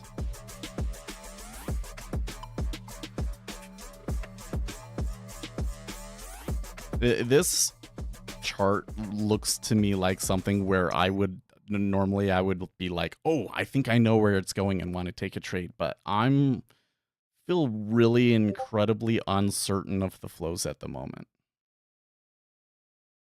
I think I understand why we moved down and all of that. But since we kind of went flat and have just kind of raised back up here a little bit, it still kind of feels to me like it's in no man's land and I don't want to make a call. Plus, it's getting pretty late into our session.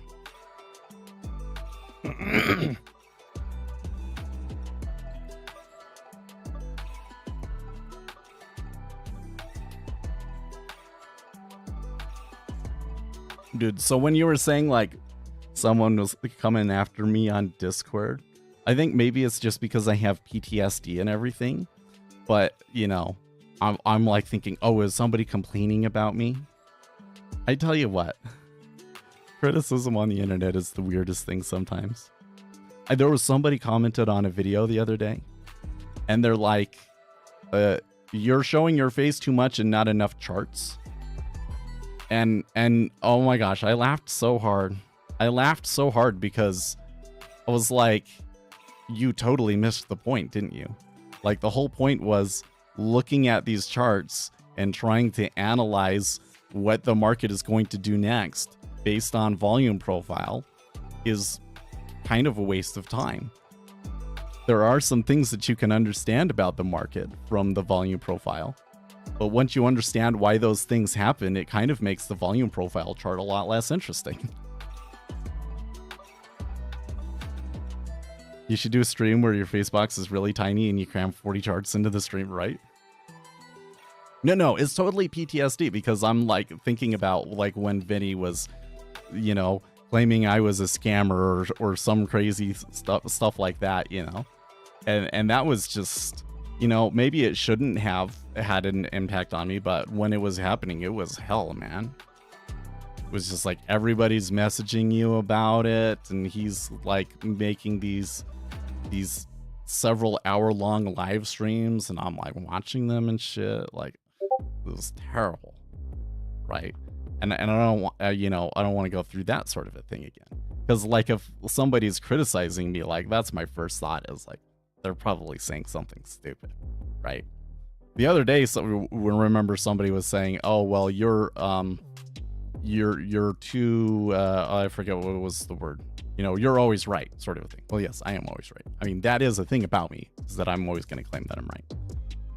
But there's also this thing that's like, okay, there are some things where we have to admit that we can't conclusively prove things and people will have differences of opinion on them. And then there's well, like what I acknowledge in this weight loss argument here, that I am the one that is on the edge, right? Like the conventional wisdom and the research strongly suggests that calories in, calories out is the most significant factor behind your weight loss. And since exercising doesn't actually burn as many calories as people think, and when you exercise, your body will just kind of reduce its energy expenditures at other things, it really, your diet is where weight loss comes from, right? But I'm saying there's also this issue that we have, which is insulin resistance, where because what you're eating, even when you discount the amount of calories that you're getting, what you're eating is so bad that you screw up your body's insulin sensitivity, and that makes it hard for you to lose weight. That is a argument that has some evidence but isn't completely proven, right? So we can disagree on it or whatever the deal is, right? But then there are other things that are just like well proven, that I can like show you the data, etc., etc., etc., right? And I feel like when we have an argument, like I like to just argue, right? And we can keep going back and forth on this, and I'm totally okay with, okay, you see it differently than me. That's a healthy part of a society. That's a healthy part of a community, is having different attitudes and different opinions, right? But what drives me effing that shit crazy is that there are some things that we can just like straight up conclusively prove, and there's all of these people that just don't want to give it up still, And yeah, if you're one of those people, you might find that grating, but that's because I find that, the people not wanting to come over to the truth grating as well. So whatever, That's why I think what the next video I need to make is about the index fund thing. Because that's something where like, okay, we can give you a bunch of information, and then you can say, what do you think about it? And we can have some discussion and some debate in the comments of the video. Because then now I'm giving you room. Now I'm saying, oh, well, okay, I have some problems with index funds. But what do you think? Should we just get rid of them? Or is there some sort of regulation that you think we should put in place? That sort of a thing. But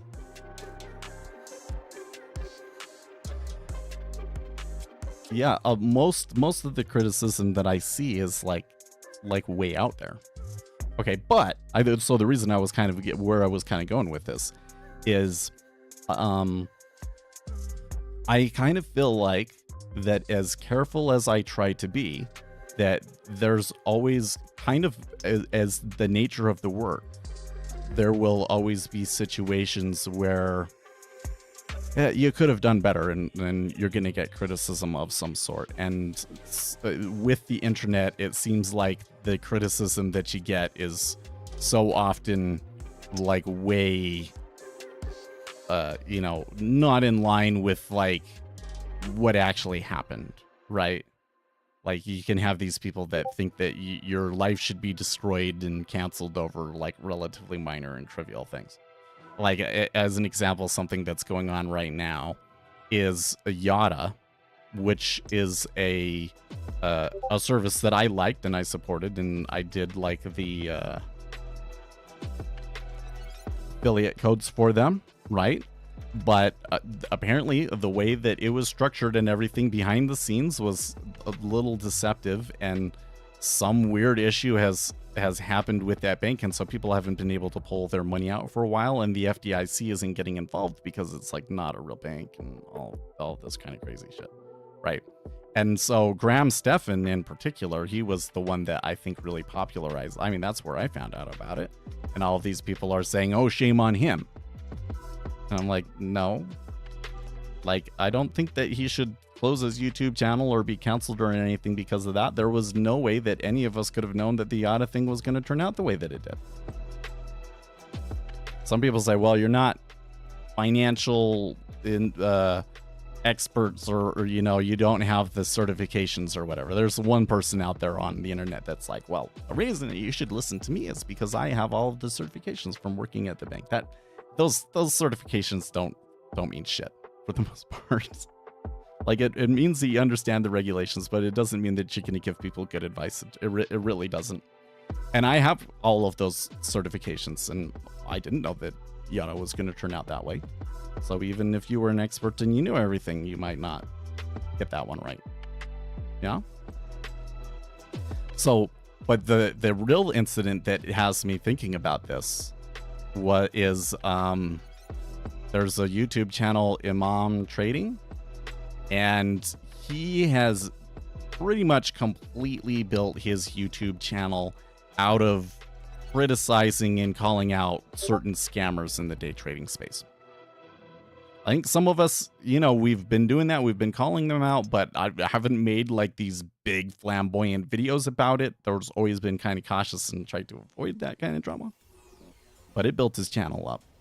And he went after ICT, and that ICT is really declining in popularity. And I think that, you know, that's good because it was like an outright scammer. So now it kind of feels like he's going after smaller things. And the one that he posted yesterday, there's been weird stuff going on with Apex trading. Okay. Apex was like, was the one that like we had an affiliate code before I decided like, no, we don't want to support trading firms and we're not going to do affiliate codes. Nobody ever used that affiliate code, by the way. That's the funniest thing. I never got paid out from them from their affiliate code. But there's been a bunch of people complaining that like they're supposed to get payouts and they're not. And then there's been this larger issue where like Apex has been entering into trades for them. Like they got their account going and everything. They haven't done anything. It's news, but they haven't done anything. And the platform enters a position for them and then blows the account. Like, what? That's super crazy. And at first, the people on the Apex Discord were like, I don't believe you. And then, like, there's this whole drama over it. And Iman, or Imam, I don't know how you're supposed to say it. I think it's Iman, you know, made a video about that. And one of the things that he brought up multiple times, and was very curious to me, was Matt. Trades by Matt. And he said, well, you know, everybody was saying, you know, we were watching what his profit and loss was and whatnot, and he was always losing, and he would just claim that he made the money after the stream, and then all of a sudden, once he was on Apex, then he was making a ton of money, and he was being very successful. There was this other part where he was like, oh, you know, maybe it's because you were paid $1 million to use this particular prop firm. I'm like, wait, what? Like, do you really think that an influencer would get paid $1 million to use a prop firm rather than a different prop firm or trading on their own account or something like that? I think he was just using hyperbole, but like he was saying that stuff, and I was like, because like I don't think that Matt is like lying to people about his performance, and like it's always seemed to me like he tries to be pretty honest about it, but that he is taking on big risk and, you know, eventually will blow the account, and everybody just kind of overlooks that, even though he's like transparent about it. But I don't watch his channel, so I guess I don't really actually know. And now all of a sudden this Iman guy is kind of like making Matt the top target, and I'm like, you know, at what point is it going to complain about me? I worked super hard to do everything that I can. I did do what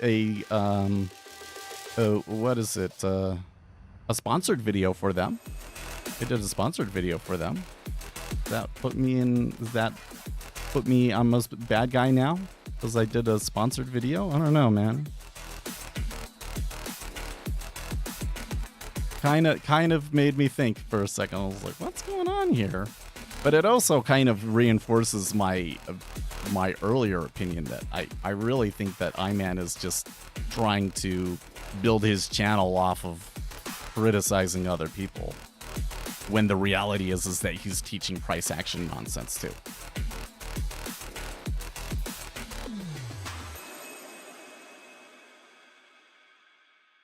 Do you have any intraday or swing trading system when you aren't going live?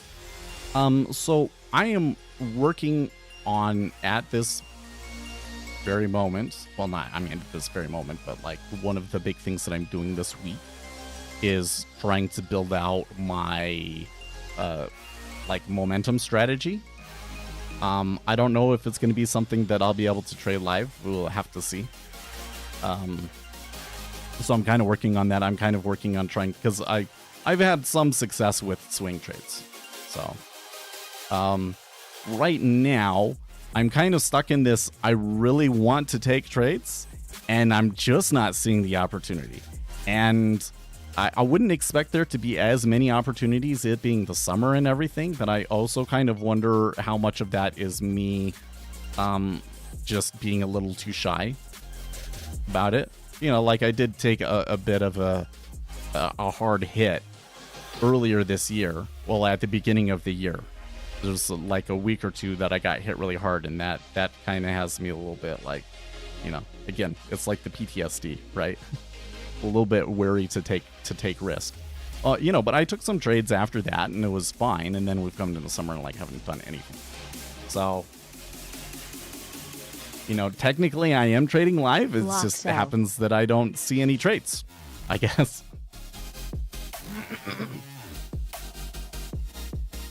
And I hope that it's not like that all summer, but it could be. I think that after today, well, let's see here. Is it after today? I have to go here to Forex Factory. Or let's just do this week.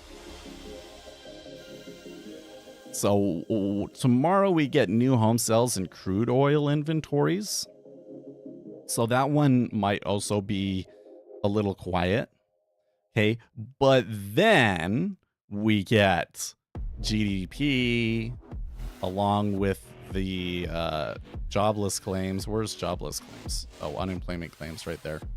Unemployment claims, GDP. On Friday, we get core PCE and University of Michigan consumer sentiment and inflation expectations. And then next week, then you've got the first week of the month, and, you know, you got non-farms and all of that. So we're moving into a 10-day period that should be a lot more active, and then maybe I'll find some trades. And I just need to be a little bit like, part of it is also, it's like it's already moved, and I'm like, I don't want to get involved, but I need to try and take the trade afterwards.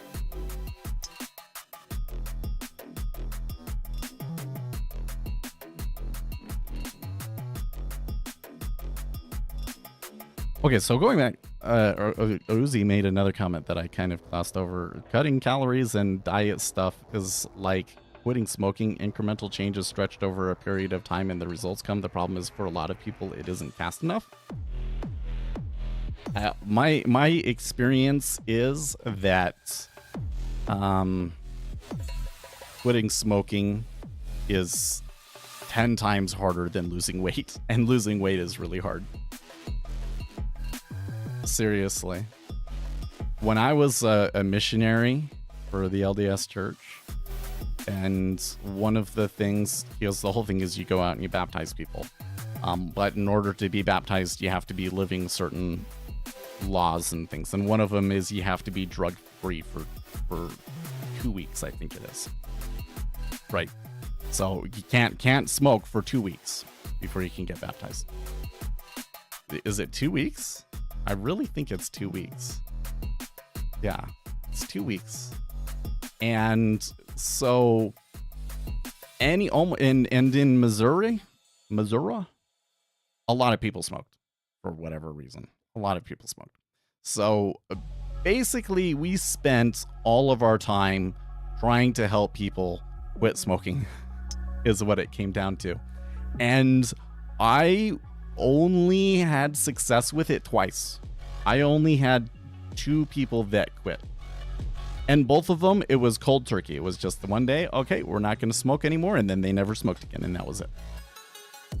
But the rest of the people, they couldn't do it.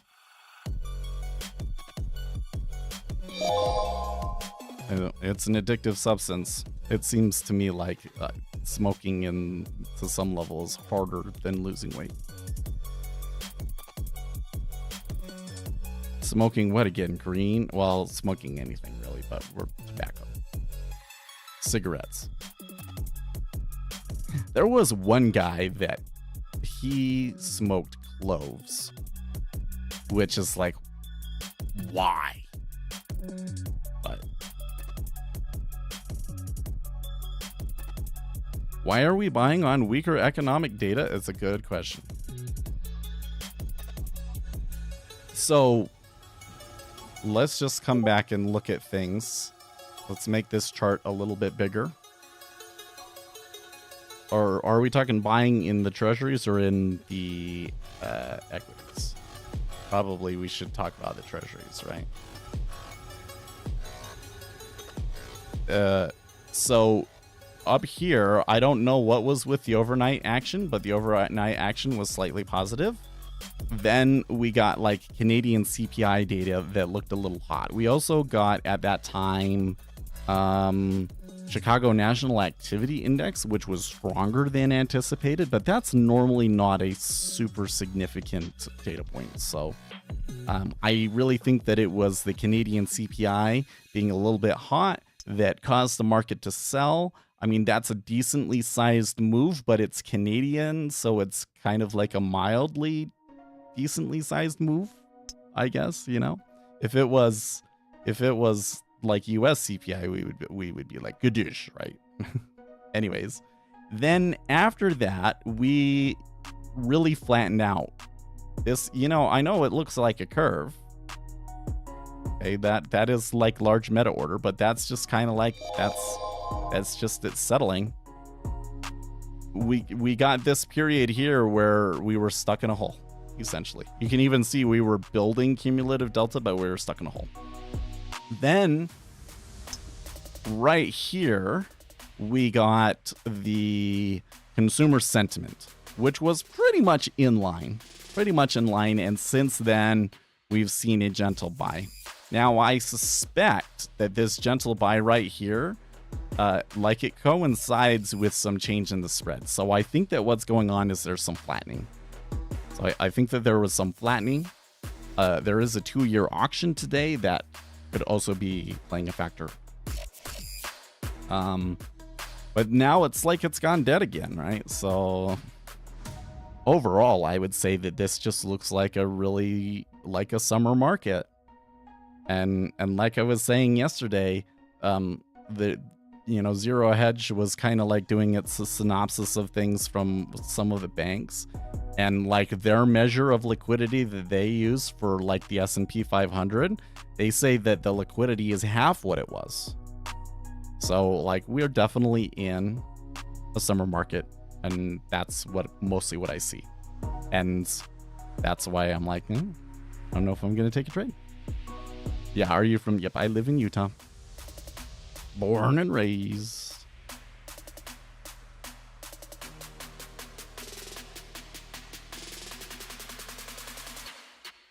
What's your market order imbalance setting?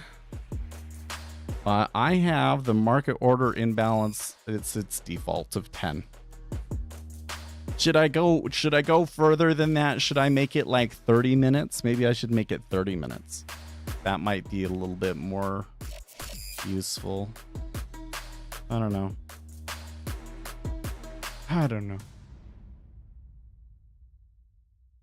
You didn't see it. I have a new indicator I'm working on that will list out news. It doesn't tell you like what the expectation in the actual is or anything like that, but it will draw a line on the chart. It will warn you 5 minutes before, and most importantly, you can use it in a backtested strategy to prevent the backtested strategy from trading around the news so that its results aren't affected by the news. So maybe that will get rid of some of the noise and we get different results in some of our backtests. So I'm still kind of debating how I'm going to do this, like putting it in the paid package or what. It kind of requires some data and stuff. Maybe at some point I like set up a service to provide you guys with the data. I don't know. But it's not completely ready. But probably by the end of this week, I should be able to give it to you guys.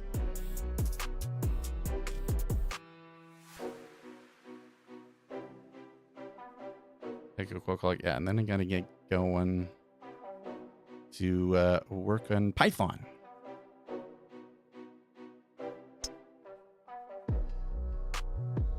Oh, he's showing stuff on TLT. Naked short interest in TLT. Okay.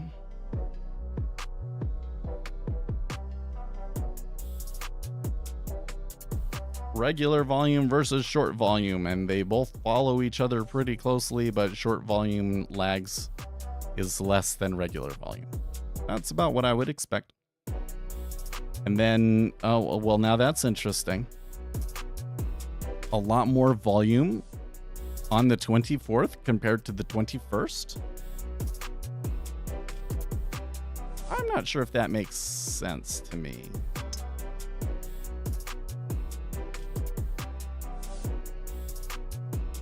I don't know what's with that. Well, you say it was a huge short, but there was also tons of volume overall. But probably if they hadn't have taken that short, they wouldn't be showing up there, huh?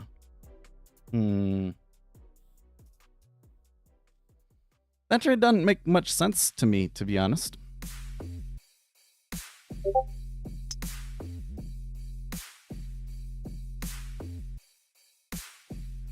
Like, you're taking a big short ahead of a bunch of economic data and unknowns and the end of the month. Because so if we come back over here and we look at, well, the S&P 500, how has it done in June? Pretty amazing, right? And the treasuries, what has it done in June? Well, it's also a buy. So, but not nearly as great as the equities. So I'm going to bet that there's a decent amount of they have to sell equities and buy treasuries, sort of end of month close this week. So I don't see why you would want to short the treasuries right here, except for that it was at the higher end of the range. I guess that's one thing. It's like, how much better of a price would you be able to get? But we got a good 10 days or so of economic data that's going to come, and you know, who knows what it's going to be. So that seems like I don't know. But this kind of leads me back to the age-old kind of question, right? Like, okay, so you can see that there's at least one large guy that wants to go short.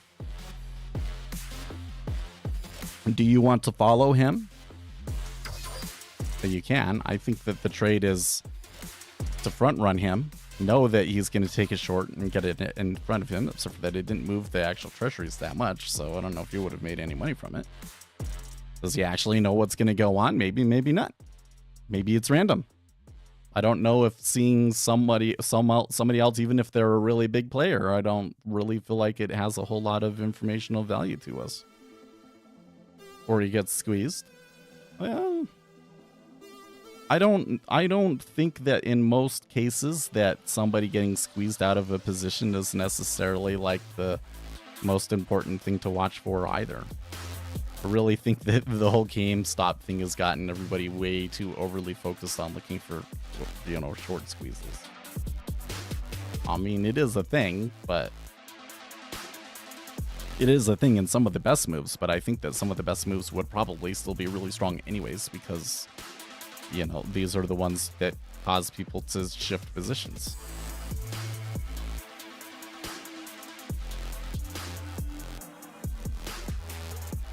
So I was just kind of...